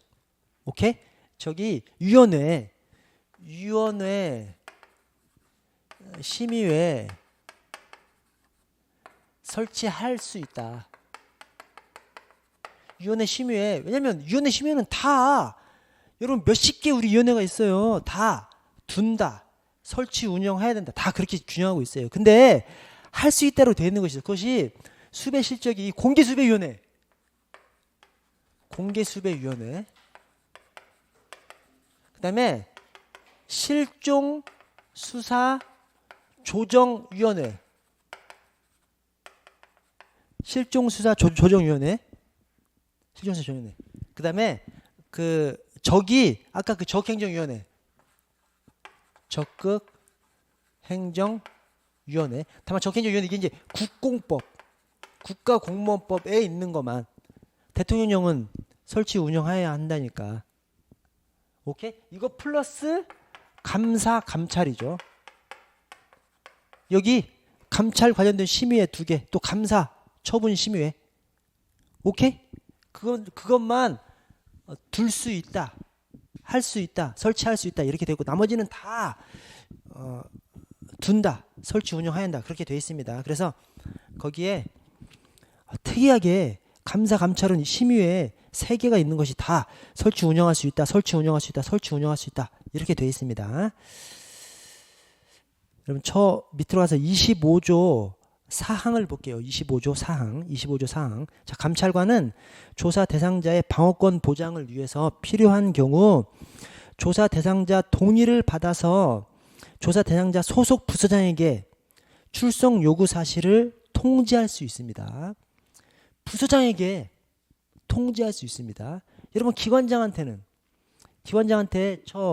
우리 수사 조사 개시할 때와 종결 지었을 때 10일 이내에 기관장한테 통보하도록 돼 있거든요. 근데 이제 감찰 조사 관련해서는 소속 부서장에게 조사 대상자 동의를 얻어서 통지할 수 있도록 그렇게 해놨습니다. 26조 변호사 선임. 조사 대상자는 변호사를 변호인으로 선임할 수 있어요. 다만 감찰 부서장 승인을 받은 경우에는 변호사가 아닌 사람도 특별 변호인으로 선임할 수 있습니다. 27조 진술을 거부할 수 있고요. 2항에 고지해야 되고요. 진술 거부권 고지해야 되고요. 28조 조사 참여하게 하거나 동석하도록 해야 됩니다. 그 내용이 참관변 동동가죠. 참관변 동동가 이거 참여하게 하거나 동석하도록 하여야 한다. 강행 규정으로 되어 있습니다. 참관변 동동가 이제 참여는 인권 침해 예방을 위해서 이제 참여 동료 경찰관이나 저기 참관변 다른 감찰관이나 변호인을 참여하게 하는 것이 참여고요. 인권 침해 예방을 위해서 동동가는 동석은 심리적 안정을 위해서 그래서 참관변 동동가 동료라든가 가족이라든가 그래서 참여하게 하거나 동석하도록 해야 한다. 29조 초 아래 29조를 보시면 감찰 조사 전 고지 감찰 조사를 실시하기 전에 의무 위반 행위 사실의 요지를 알려야 하고요. 또 아까 그 2항에 참여 동석 신청할 수 있다는 사실을 고지해야 됩니다. 그래서 아까 그 참여 동석 이 제도를 내실화 할 수 있게 사전에 고지하도록 그렇게 신청할 수 있다는 고지하도록 그렇게 해놨습니다. 자, 30조 영상 녹화. 감찰관은 조사 대상자가 요청하는 경우 영상 녹화해야 합니다. 즉, 이 감찰 규칙에서의 영상 녹화는 권리보호수단으로 만들어 놓은 것이죠. 요청하는 경우, 즉 인권 가혹행위를 혹시 할지 모르니까 녹화해 달라라고 하면 이제 해야 하는 것이죠. 그래서 권리보호수단으로 해놨기 때문에 강행 규정이 되는 겁니다. 형사소송법에서는 어떻게 되죠? 원래 피의자 영상 녹화는 할 수 있죠. 할 수 있고 다만 하려고 할 때 알려줘야지 피의자한테.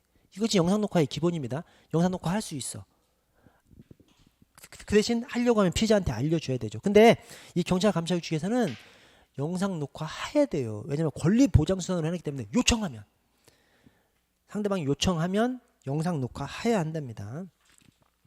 자, 31조 조사시 유의사항이 감찰 부서장은 성폭력 성희롱 피해 여성에 대해서는 피해자의 의사에 반하지 않는 한 여성 경찰 공무원이 조사하도록 해야 됩니다. 의사에 반하지 않는 한 무조건이 아니라 그래서 여러분 지방으로 가면 저 무주 진안장수 이런 데 가면 인구 자체가 거의 없어요. 막 노인들만 있고 젊은 사람들은 거의 없는 경우도 있습니다. 그래서 그런 데서는 같은 여성 경찰 공무원한테 받으면 소문날 것 같은 느낌을 받을 수가 있지 않습니까? 그 여성이 피해를 본 여성이. 그런 때는 그냥 남성한테 조사를 받겠다라고 할 수도 있는 것이죠. 그래서 무조건이 아니라 의사에 반하지 않는 한 여성 경찰 공무원이 조사하도록 해야 되고요. 자, 32조 심야 조사의 금지가 심야 감찰의 금지죠. 심야 감찰 조사의 금지가 심야 조사를 해서는 안 된다. 근데 그 심야가 자정부터 오전 6시까지입니다. 근데 이것이 수사 준칙에서 제 아래다 넣어놨습니다. 박스로. 수사 준칙에서 심야 수사의 금지가 역시 심야 수사하면 안 되는데 그때 수사 준칙에서의 심야 수사는 밤 9시부터 저녁 9시부터 오전 6시까지로 더 길어요. 더 길고 경찰 감찰 규칙에서의 심야 조사 금지를 해놓고 예외적으로 심야 조사를 할 수 있는 경우를 적어놨는데 그것이 요청한 경우 상대방이 요청하면 심야 감찰 조사를 할 수 있는 것이죠. 근데 저 수사에 있어서는 뭐가 있어? 수사에서는 영장 청구 기간이 있고 공소시효가 있죠. 그래서 수사에 있어서는 상대방이 요청한 경우 플러스 영장 청구에 필요할 때 또 시효 임박할 때 기타 이렇게 더 좀 폭넓게 규정을 해놓고 있습니다. 33조 휴식시간 부여. 첫 번째 줄 끝에 최소한 2시간마다 10분 이상의 휴식시간을 부여해서 조사 대상자가 피로를 회복할 수 있도록 노력해야 합니다. 그래서 이런 걸 가짜 강행 규정이라고 하는 가짜 강행 규정. 노력만 하면 되기 때문에 가짜 강행 규정이고요. 아래 조사 도중에 휴식시간을 요청하는 때에는 아래 휴식시간을 부여해야 하죠. 이것은 이제 진짜 강행 규정이고. 자, 3항에 조사 중인 조사 대상자의 건강 상태에 이상 징후가 발견되면 필요한 조치를 취해야 합니다. 그래서 이 휴식 시간 부여 관련해서 다 강행적으로 표현해 놓고 있습니다. 다만 이제 첫 번째는 이제 노력해야 한다. 가짜 강행 규정이 있어서 그러지 다 강행적으로 표현해 놓고 있고요. 자, 34조 감찰 조사 후 처리를 보시면 1항 감찰 조사를 종료한 때에는 소속 경찰 기관장에게 감찰 조사 결과를 보고해야 합니다. 아까 부서장한테는 동의하는 경우 통보할 수 있고 기관장한테는 보고해야 되고요. 자, 2항 조사 대상자에게 감찰 조사 결과 요지를 서면 전화, 문자 메시지 등의 방법으로 통지해야 됩니다. 그래서 꼭 서면으로만 할 필요 없고 전화나 문자로 해도 됩니다. 자, 3항에 징계 관할이 아닌 때에는 관할 경찰기관으로 이송해야 합니다. 여러분, 통상 이송 이첩은 이첩할 수 있다예요. 통상 이첩할 수 있답니다. 근데 여기 그래서 우리 사건 등 이송, 사건 뭐 범죄 첩보 이송은 이첩할 수 있다, 이송할 수 있답니다. 사건이나 첩보의 이송은 이첩할 수 있다, 이송할 수 있다예요. 근데 이 감찰은 왜 이송해야 한다냐? 아까 그것 때문에 징계 사유가 있으면 징계 등 의결을 요구해야 한다 돼 있지 않습니까? 그래서 보내면 100% 징계 사유만 있으면 100% 징계 등 의결을 요구한다니까요. 그래서 자기 관할이 아니면 관할로 이송하도록 강행규정으로 두고 있는 것이 이송하면 또 징계 등 의결을 요구해야 된다. 또 강행규정이 또 기다리고 있기 때문에 셀 수가 없는 것이죠. 그래서 여기는 이송해야 한다. 강행규정으로 해놨고요. 자, 4항에 이송받은 경찰기관의 감찰부서장은 필요시 추가 조사 등을 실시할 수 있습니다. 그래서 징계 사유가 있으면 징계 등 의결 요구는 해야 되는 것이고 대신 추가 조사는 할 수 있는 것이고요. 자, 35조, 36조 비교하셔야 되죠. 35조는 민원 사건이고 36조는 기관 통보 사건입니다. 민원 사건은 진짜 별의별 사람들이 다 많죠. 그래서 민원 사건 막 정리도 안 돼 있고 막 뭔 말인지도 모르겠고 하니까 2달 정도는 걸리는 겁니다. 근데 기관 통보 사건은 정리해서 보내줍니다. 경찰 공무원 징계령에서도 타 관할 경찰 공무원의 비위 위반을 발견하면 정리해서 보내주도록 돼 있어요. 정리해서 보내주니까 한 달 이내면 충분히 할 수 있는 것이죠. 그래서 35조 민원 사건의 처리는 그 아래 2개월 내에 신속히 처리해야 하고 36조 기관 통보 사건의 처리는 둘째 줄 끝에 1개월 이내 신속히 처리해야 됩니다. 정리해서 보내주니까 기관 통보는 정리해서 보내주니까 그 아래 2항에 수사기관으로부터 수사 개시 통보를 받은 경우에는 다음 페이지 감찰조사 징계 의결 요구 등의 절차를 진행하지 아니할 수 있다. 자, 수사기관에 수사 개시 통보를 받으면 감찰 징계 진행하지 아니할 수 있습니다. 즉 진행할 수도 있고 진행하지 않을 수도 있어요. 우리 저 음주운전하다가 적발되면 징계 해버려. 다 알잖아요. 그냥 이렇게 술 먹고 0.05 몇으로 해서 음주운전한 거 뻔하기 때문에 기다릴 필요가 없는 것이죠. 그래서 기다렸다 해도 되는 것이고 형사 절차를 기다렸다 해도 되는 것이고 그냥 바로 그냥 징계해도 되는 건데 우리 실무에서는 그냥 해버려. 어차피 똑같지 뭐 다 알 건 다 알려졌으니까. 대신 감사원에서 조사 개시 통보를 받으면 징계 절차를 진행하지 못합니다. 왜냐? 감사원은 아무 사건이나 손대지 않아요.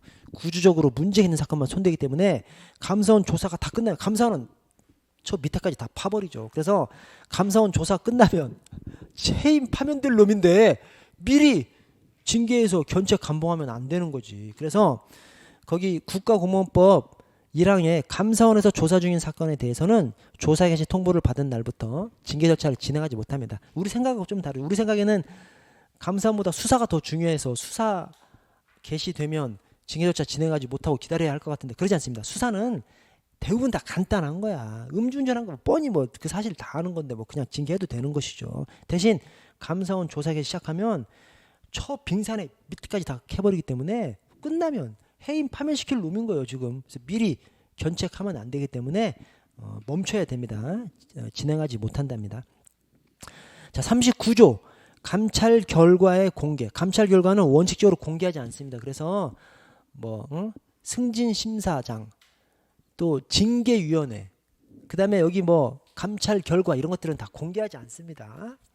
다만 유사한 비위의 재발을 방지하기 위해서 감찰 결과 요지를 공개할 수 있어요. 이게 이제 우리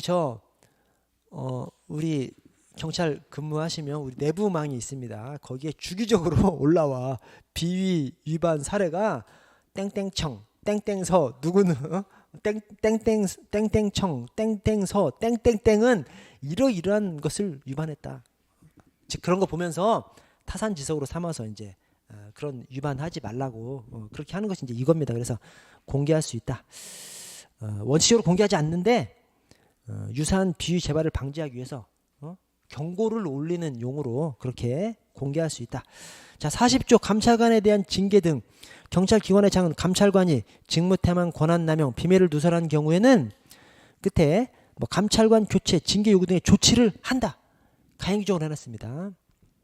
할 수 있다가 아니라 한답니다. 그래서 자, 다음 2항 감찰관의 의무 위반에 대해서는 가중해서 징계 조치합니다. 왜 가중해서 징계 조치하죠? 모범을 보여야 할 놈이 우리 수칙을 다 아는 놈이 위반한 거지 않습니까? 또 가중해서 징계 조치하는 것이죠. 그리고 강행적입니다. 강행적. 가중해서 징계 조치합니다. 그래서 우리 감찰에서 감찰이 뭘 위반하면 야박한 거야. 가혹하게 하는 것이죠. 그래야 기강이 서죠. 그렇죠? 그래서 1항 감찰관 교체, 징계 요구 등 조치를 한답니다. 한다. 가행적으로. 야박한 거예요. 감찰이 의무 위반 안 할 때 감찰인 것이 감찰이 의무 위반 해보는 게 더 비참해지게끔 만들어지는 것이 그래서 이 감찰관 교체, 징계 요구 등의 조치를 한다. 또 가중해서 징계 조치한다. 이렇게 강행 규정으로 두고 있습니다. 자, 41조 조사 대상자가 굵은 표현 감찰 조사를 방해하는 경우에는 징계 요구 등의 조치를 할 수 있다. 할 수 있답니다. 이건 왜 그러죠? 감찰관이 아니니까 감찰한테는 야박하게 가혹하게 하고 나머지 직원한테는 할 수 있다. 이렇게 돼 있습니다. 나머지 직원은 사정을 따져봐서 해야 되는 것이죠. 도대체 왜 그렇게 했는지.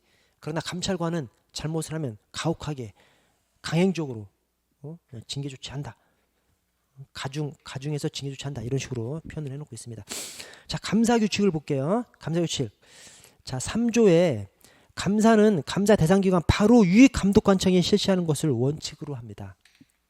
그러나 필요한 경우 경찰청에서 직접 실시할 수 있어요. 그래서 바로 위 직근 상급 관청이 하는 것이 원칙이고 대신 경찰청에서 직접 필요하면 할 수 있고요.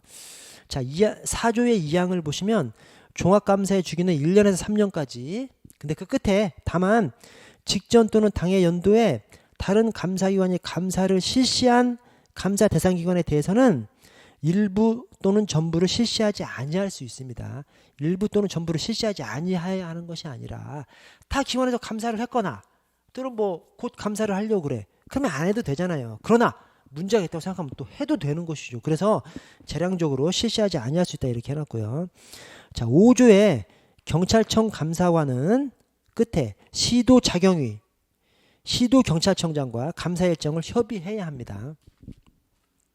2항에 감사관은 2월 말까지 감사 계획을 수립해서 감사 대상기관에 통보합니다. 그래서 감사 대상기관이 예상할 수 있도록 이 예고의 이익을 주는 것이죠.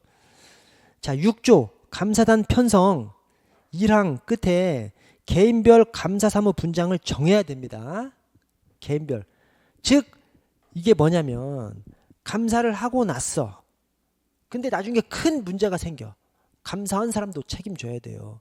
그래서 감사관들도 딱 분야를 정해서 이것은 누가 해야 나중에 어떤 나중에 큰 비리가 발견됐어.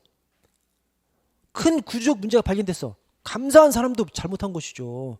그래서 책임을 지우기 위해서 각각의 감사 사무 분장을 정해야 되고요. 자, 2항에 감사단장을 지정해서 감사단을 지휘 감독하도록 해야 한다. 강행 규정을 넣습니다. 이게 뭐지? 뭐 이상한 규정을 넣어놨어. 그게 아니고 감사가 시작되면 외압이 들어오기 시작하죠. 각 감사관들 한 사람 한 사람 다 외압 받아보세요. 감사 못하죠. 그래서 대표를 딱 정해서 감사단장을 딱 정하는 거예요. 그래서 모든 외압은 감사단장이 다 막아줘야 되는 것이죠. 그래서 그렇게 대표에서 감사단장을 지정해서 그 감사단장이 외압을 막으라는 차원에서 감사단장을 지정하도록 가행 규정으로 두고 있는 겁니다. 그래서 감사단장을 지정해서 감사단을 지휘 감독하도록 한다. 가행 규정으로. 이 지휘 감독의 핵심이 외압을 막는 것이죠. 그래서 가행 규정으로 두고 있고요. 자, 3항에 맨 끝에 업무 담당자라. 이것은 감사관 아닌 사람. 여러분, 우리 조직 안에서 업무에 대해서 가장 잘하는 사람이 누군지 아세요? 감사 담당이에요. 우리 조직이 막, 그러니까 감사는 업무 처리가 규정대로 잘 진행되고 있느냐, 이것을 따지는 것이 감사고, 물론 이제 그것이 이제 감찰하고도 문제가 연관돼 있죠. 업무를 제대로 처리하지 않고 뭔가 잘못되고 있어. 감찰로 넘어갈 수도 있죠. 그런데 감찰은 직접적으로 비위반을 적발해서 징계를 하는 것이 감찰이고, 감사는 업무가 제대로 돌아가느냐를 따져보는 것이 이제 감사입니다. 감사. 물론 이제 경찰서에서는 감사, 감찰 기능이 함께 있죠. 감사 기능은 거의 없다시피 한데, 그러나 어쨌든 함께 있는 것으로 봅니다. 그런데 우리 조직 안에서 감찰은 아무나 뽑지만 감사는 진짜 그 업무 잘하는 사람을 뽑아요. 그래서 감사 담당이 하여튼 어떤 특정 업무에 대해서 내가 궁금한 것이 있어. 감사 담당한테 물어보면 정확하게 안 되니까요. 그래서 감사 담당은 원래 잘 알아서 외부 사람들 필요치도 않아. 그러나 여기서 업무 담당자라고 하면 감사 담당 말고, 감사 담당이 잘 모르면 외부 다른 업무 담당자, 경찰관 중에서 야, 어느 사람이 그런 거 잘한다고 하더라. 그러면 감사를 나가면서 감사관들 외에 업무 담당자를 한두 명 데리고 갈 수 있게끔 만들어 놓은 것이죠. 그리고 외부 전문가를 감사에 참여시킬 수 있어요. 이건 임의 조항입니다. 왜냐? 이런 경우가 없어. 감사들이 엄청 똑똑하다니까. 우리 조직 안에서 업무 처리 절차는 제일 잘하는 사람이 감사 담당입니다. 그래서 똑똑하기 때문에 별로 필요 없어. 혹시 필요하면 할 수 있다. 함께 갈 수 있다. 그래서 이제 임의적으로 되어 있는 것이고요. 자, 8조 감사 담당자의 우대 방안을 적극 추진하도록 노력해야 한다. 가짜 가행 규정. 노력만 하면 되기 때문에 가짜 가행 규정. 자, 10조 감사 결과의 처리 기준 등 기준에 따라 처리해야 합니다. 그래서 이것을 이제 서술로 풀 때 어떻게 푸냐면, 시정 요구가 이러이러한 사항이 있을 때 시정 요구 처리할 수 있다 하면 틀린 조문이죠. 왜냐? 저 맨 위에 기준에 따라 처리해야 한다라고 해놨기 때문에. 그래서 시정 요구 처리해야 하고 그렇습니다. 시정 요구 처리할 수 있다 하면 틀린 조문입니다. 자, 12조를 보시면 12조 감사 결과의 보고. 감사관은, 여러분 감사관이 누구예요? 경찰청의 국장들을 국장이라고 하지 않고 국관이라고 합니다. 국관. 왜냐? 국장만 있는 것이 아니라 관들도 있거든요. 경무인사 기획관. 그래서 우리 흔히 여러분 보좌 이거 배우셨지 않습니까? 보조기관. 개선에 있는 것이 보조기관이고, 그 다음에 이 막료, 스텝, 이 지휘관의 업무 역량을 이렇게 향상시켜주는 뭐 비서관, 보좌관 이런 것들이 막료죠. 막료, 스텝, 보좌기관. 보좌기관을 생각하는 기관은 국장급이지만 국장으로 해놓고 관으로 해놨어요. 관. 감사관도 마찬가지입니다. 감사관, 경무인사 기획관 이런 사람들은 이제 보좌기관으로서. 그래서 제가 뭔 말씀을 드리냐면, 감사관이 경찰청 국장급이에요. 국관이에요. 국관. 그러니까 결과 보고는 누구한테 해야 돼? 기관장한테 해야지. 근데 경찰청의 기관장이 경찰청장이지. 그렇죠. 그래서 감사관은 감사 결과 보고서를 기관장, 경찰청장, 즉 감사관이 경찰청 국장급이기 때문에 그래서 경찰청장에게 보고해야 됩니다. 아까 감찰에서나 감사에서나 결과 보고는 하여튼 기관장한테 가는 거지 않습니까? 근데 감사관이 있는 기관장이 경찰청장이기 때문에 경찰청장에게 보고해야 되고요. 13조 감사 결과의 통보 및 처리. 경찰청장은 감사 결과를 감사 대상 기관의 장에게 통보해야 됩니다. 그래서 이 감사단에서 직접 통보하지 않고, 감사관이 직접 통보하지 않고 기관장이 통보하도록, 이 경찰청장이 통보하도록 이렇게 만들어놨습니다. 경찰청장이 통보해야 한다. 2항 통보를 받은 감사 대상 기관장은 조치사항을 이행하고 30일 이내 이행 결과를 경찰청장에게 통보해야 됩니다. 14조 경찰청장은 시도 자경위로부터 끝에 감사 의뢰를 받은 경우 특별한 사정이 없는 한 감사를 실시한다. 가행 규정으로 해놨습니다. 거기 2항에 경찰청장은 감사 의뢰를 받은 경우 조치 결과를 시도자경위에 통보해야 됩니다. 그래서 요청 받으면 특별한 사정이 없으면 감사를 실시하고 결과 통보해 줘야 되겠지. 그래서 결과를 통보해야 합니다. 15조 시도청장의 감사. 시도청장은 연간 감사 계획을 수립해서 감사관에게 통보해야 합니다.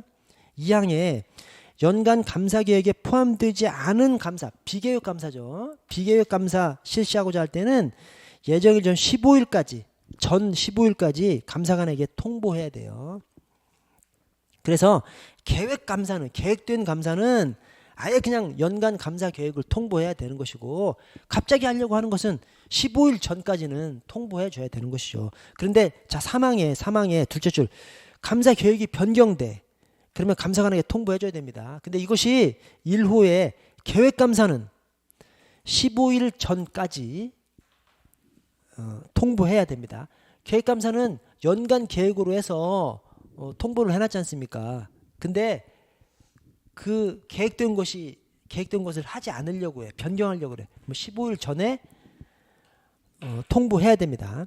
자, 2호 비계획 감사는 비계획 감사를 하려고 그러면 15일 전에 통보를 해야 되지 않습니까? 아까 위에서 계획이 없던 감사를 하려고 할 때는 15일 전까지 통보를 해줘야 되게끔 아까 위에서 해놨거든요. 그러니까 비계획 감사 그 15일 전에 통보를 한 그 비계획 감사 일정이 바뀌어버리면 15일 전까지는 알릴 수 없는 것이지. 왜냐? 15일 전까지 알리라고 해놨기 때문에 변경하는 것은 15일보다 더 지난 시점이죠. 그래서 7일 전까지입니다. 7일 전까지. 2호에 비계획 감사의 규정에 따른 감사를 실시하기 어려운 때에는 7일까지 통보하도록 해놨습니다. 그래서 계획 감사는 연간 계획 감사 일정을 미리 통보해야 돼요. 근데 계획 감사를 변경하려고 할 때는 15일 전까지 통보해야 되는 것이죠. 자, 계획하지 않은 감사를 하려고 할 때는 15일 전까지 통보해야 돼요. 근데 그것이 변경돼. 하지 않으려고 그래. 그러면 15일이 더 지난 7일 전까지 통보해야 합니다. 자, 5항에 시도경찰청장이 감사를 실시한 때에는 감사 종료 후 30일 이내에 감사 결과 보고서를 경찰청장에게 제출해야 됩니다. 그래서 이 감사를 하고 나면 그 결과 보고는 본청에서 감사관이 감사를 했건 시도청장이 감사를 했건 경찰청장한테 다 보고가 되도록 이제 그렇게 해 놓은 겁니다. 16조는 읽어보시고요. 여러분 저 3페이지 남았습니다. 조금만 참아 주십시오. 여러분 저 끝나고 밥 같이 먹죠. 제가 밥이라도 좀 차야 될 것 같아요. 저 끝나고 시간 되시는 분들 뭐 한 10명밖에 안 되기 때문에 네, 저기 부패방지법. 자, 55조 누구든지 신고할 수 있다. 56조 공직자는 신고해야 한다. 이런 체계 많이 봐왔던 그런 체계고요. 자, 58조 신고의 방법. 신고하려는 자는 본인의 인적사항과 신고 취지 및 이유를 기재한 기명의 문서로서 해야 되고 증거 등을 함께 제시해야 됩니다. 아까 청탁금지법, 그다음에 행동강령 다 유사한 조항이 좀 있었습니다. 그래서 우리나라에서는 워낙에 막 투서, 음해 이런 것들이 엄청 많거든요. 우리 저 승진철이 다가오면 저 감찰 쪽으로 막 엄청 투서 들어온다는 거예요. 그러니까 이름 까고 하라는 거예요. 이름 까고. 부패 신고는 이름 까고 하라는 겁니다. 근데 새로 들어온 조항이 58조에 비실명 대리신고가 새로 들어왔습니다. 이게 아까 청탁금지법에서 안 나왔지만 청탁금지법에 똑같은 조항이 있어요. 그래서 청탁금지법, 부패방지법에 비실명 대리신고가 들어왔습니다. 그러니까 기존의 신고 방법은 똑같고 이름 까고 증거 등 갖춰서 신고하라고 하는 것이고, 대신 비실명 대리신고가 인적사항을 밝히지 아니하고 변호사를 선임해서 신고를 대리하게 할 수 있습니다. 즉 비실명 대리신고가 아예 그냥 익명으로 신고할 수 있도록 해놓은 것이 아니라 변호사를 고용해서, 그래서 변호사를 통해서 그 사람이 확실한 것을 밝히면서 신고를 할 수 있게끔 만들어 놓은 거죠. 그래서 비실명 대리신고는 변호사를 통해서만 해야 됩니다. 그리고 2항에 비실명 대리신고는 위원회에 해야 돼. 이 위원회가 국민권익위원회입니다. 지금 국민권익위원회에만 해야 됩니다. 변호사를 고용해서 국민권익위원회에만 할 수 있는 것이 비실명 대리신고입니다.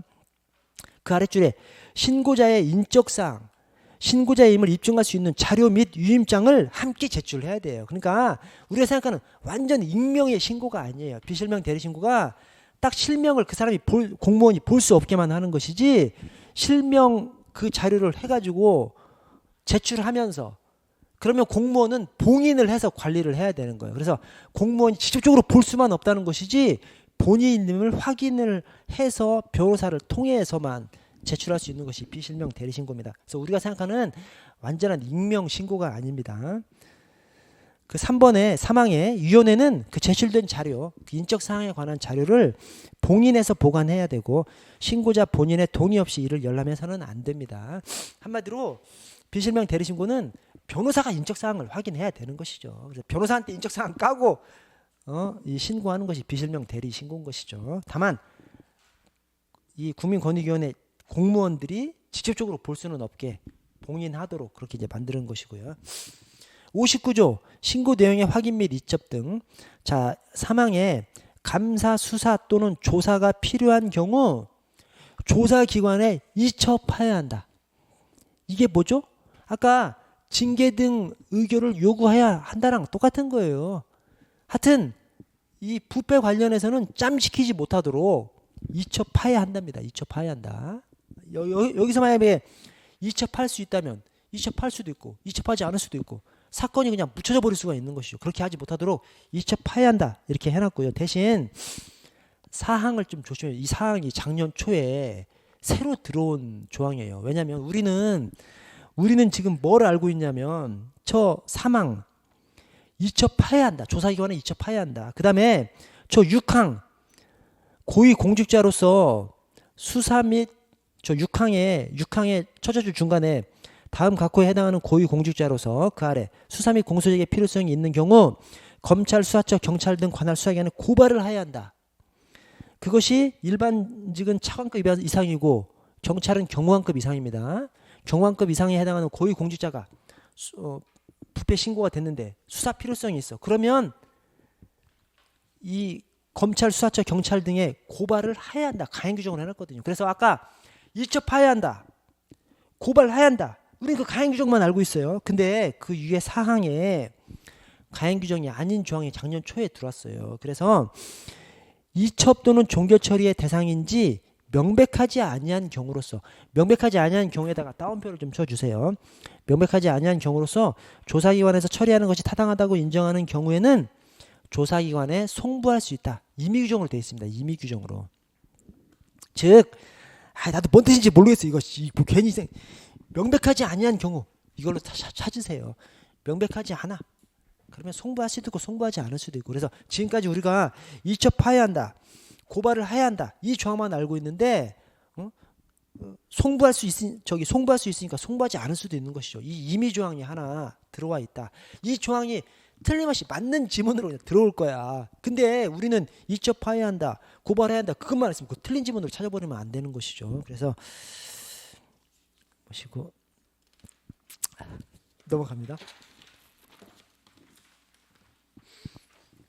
저 72조 여러분, 저 이제 2페이지 남았어요. 72조. 자, 감사 청구권 1항 18세 이상의 국민은, 여기 18세 이상 시험 나옵니다. 자, 18세 이상. 왜냐면 이게 우리 이제 민법상 성인 연령이 19세죠. 19세. 그러나 이제 선거권이 18세로 바뀌었죠. 그래서 이런 것들도 다 그냥 18세로 같이 바뀌어 버렸습니다. 그래서 18세 이상이고요.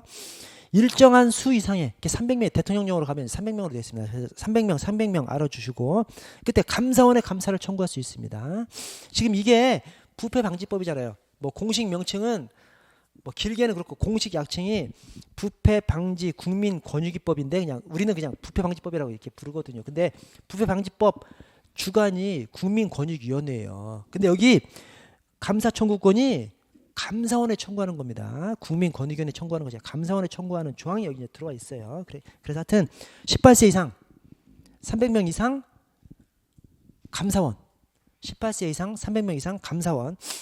자, 국가인권위원회법을 보시면 우리 저 해야 한다, 할 수 있다를 보고 있기 때문에 자, 외국인에 대해서 적용한답니다. 인권을 얘기하기 때문에 사람이죠. 인권은 사람이죠. 뭐 어른이냐 아이냐 남녀 잘 사는 사람 못 사는 사람 국민이냐 외국이냐 인간의 권리이기 때문에 대한민국의 영역에 있는 외국인에 대해서도 그냥 적용합니다. 적용할 수 있다가 아니에요. 적용합니다. 인권이기 때문에 그렇습니다. 그래서 국가인권위원회법 외국인에 대해서 그냥 적용합니다. 자, 아래 시설 방문 조사가 방문해서 조사할 수 있죠. 당연하지. 뭐 조사할 수도 있고 안 할 수도 있고 지들이 필요성 인정하면 할 수도 있고 뭐. 자, 아래 인권보호 규칙을 볼게요. 자, 4조의 업무 위원회가 이제 인권위원회죠. 경찰인권위원회. 아까 저 국가인권위원회가 아니라 이 경찰인권위원회는 권고 또는 의견 표명을 할 수 있습니다. 권고 의견 표명. 이 경찰인권위원회가 자문기관이거든요. 자문기관. 딱 거기 경찰인권보호 규칙에 자문기관이라고 딱 찍혀 있어요. 자문기관이기 때문에 권고 또는 의견 표명을 할 수 있습니다. 할 수 있어요. 자, 5조 구성. 그때 특정 성별이 전체 유연수의 10분의 6을 초과하지 아니해야 합니다. 이게 유사한 규정이 있어요. 유사한 규정이 국경위하고 시도자경위는 특정 성별이 전체 유연의 10분의 6을 초과하지 아니하도록 노력해. 가짜 강행 규정. 노력 규정으로 되어 있습니다. 여기는 왜 그냥 노력 규정이 아니야? 인권이니까. 인권의 핵심이 여러분 인권이라는 것이 누구의 인권이에요? 모든 사람의 인권이지만 모든 사람의 인권이라고 하지만 약자의 인권이지. 강한 사람은 가만히 놔둬도 자기 인권 자기가 찾으니까 약자죠. 그래서 남녀를 두고 봤을 때 여성이 약자이기 때문에 우리가 오랜 시간 동안 여성들이 엄청 불이익 받은 거지 않습니까? 그래서 여성 노력해야 한다면 안 하는 거나 똑같은 것이죠. 그래서 우리 저기 시도자경위 위원 할 때 10분의 6을 초과하지 않아도 노력해야 한다는 노력만 하고 없어. 각 시도자경위 한 명씩 있어. 한 명씩. 거의 한 명씩 있어요. 10분의 6을 초과하지 아니하도록 해야 한다라고 했으면 엄청 많이 들어갔겠지. 3명 들어갔겠지. 3명 들어갔겠죠. 그러나 노력 규정을 해놨기 때문에 그렇습니다. 근데 인권은 그러면 안 되지. 그러니까 제대로 된 것이죠. 그래서 인권 10분의 5 초과하지 아니해야 된다. 자, 7조 임기를 보시면 1항의 끝에 첫째 줄 끝에 위원장의 직은 연임할 수 없어요. 위촉 위원은 2차례만 연임할 수 있습니다. 즉 위원장한테는 야박해. 위원한테는 후한 거죠. 왜 그래? 인권이니까. 인권이라는 것이 약한 사람 편이라니까요. 그래서 위원장은 강하니까 야박한 거 한 번만 하고 끝내끔 만들어놨어요. 근데 위원은 2차례 연임할 수 있도록 해놨습니다. 그래서 위원장한테는 야박하고 힘센 사람한테는 야박하고 힘없는 위원한테는 후하고 그렇게 연상을 시켜주십시오. 그런 것이 하나 더 있습니다. 거기 2항을 보시면 2항 끝에쯤에 중간에 두꺼운 표시 새로 유축된 위원의 임기는 유축된 날로부터 기산합니다. 이게 뭔 말이냐면 위원한테 사고가 났을 때 사고가 난 것을 채우는 것을 우리 보궐위원이라고 하거든요. 그래서 위원은 보궐위원의 임기는 새로 개시돼. 즉 2년이 새로 보장되는 것이죠. 그런데 10조의 사항을 보시면 10조의 사항 여기 이제 사망에 따라서 선출된 이게 이제 보궐위원장이에요.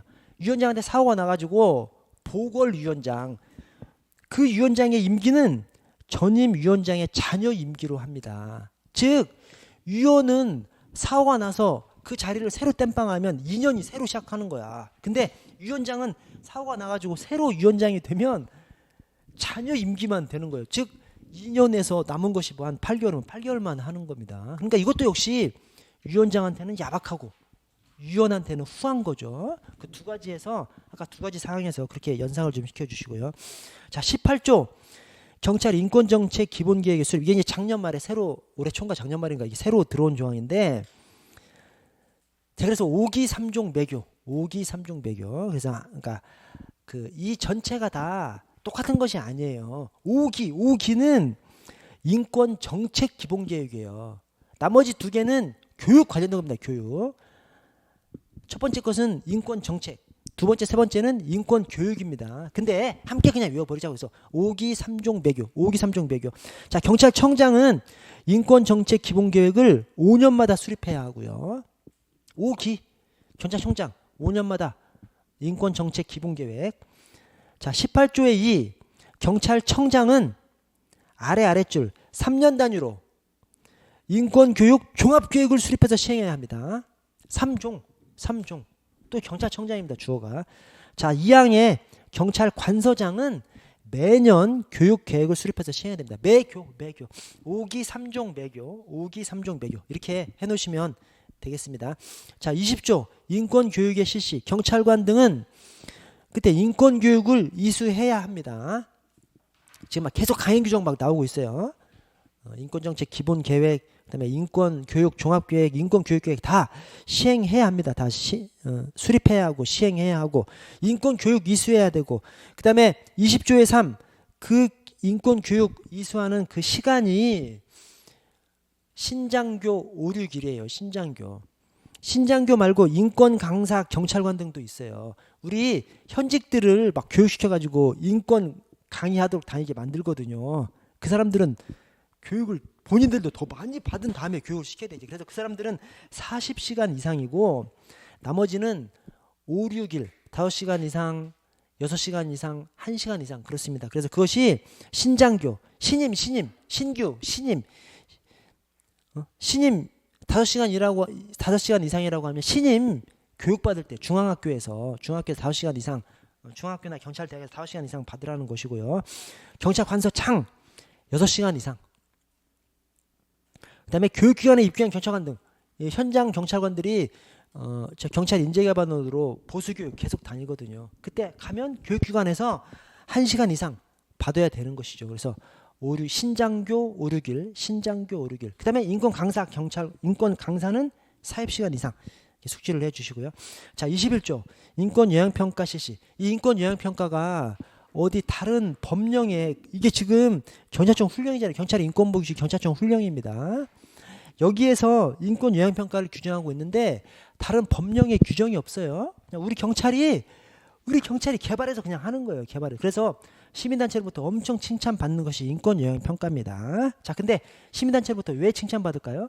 인권요양평가를 실제로 하니까 칭찬받는 거예요. 그래서 강행적으로 규정이 되어 있습니다. 실시해야 한다. 오케이? 실시해야 한다. 그래서 자, 경찰청장은 그 아래 인권요양평가를 실시해야 한다. 강행 규정으로 되어 있고요. 이거 두건 표시를 했어야 되는데 두건 표시를 못했어요. 자, 그리고 그 인권요양평가를 실시해야 된다 하는 그 대상이 법정집입니다. 그래서 법령규칙, 정책계획, 집회시위, 법정집, 법령규칙, 정책계획, 집회시위. 자, 다음 페이지를 보시면 그 평가 절차로서 기한 내에 인권요양평가를 실시해야 된다. 다 같은 실시해야 한대요. 실시해야 된다. 그 기한이 법정집 6.3입니다. 법정집 6.3. 자, 법령규칙은 60일 전. 60일인데 6이라고 하면 되니까 6.3. 60일 전.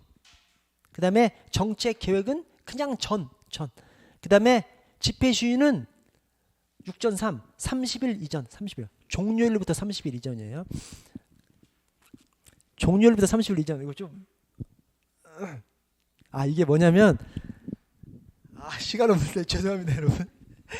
종료일부터 30일 이전이 우리 어떤 법령 규칙의 해석은 문어적 해석이 가장 우선됩니다. 그렇죠? 의도가 아니라 그 법을 만든 사람의 의도가 아니라 문어적인 그냥 맞춤법 따라서 해석하는 거. 종료일부터 60일 이전이면 종료일 앞이에요, 뒤에요? 종료일 앞이죠.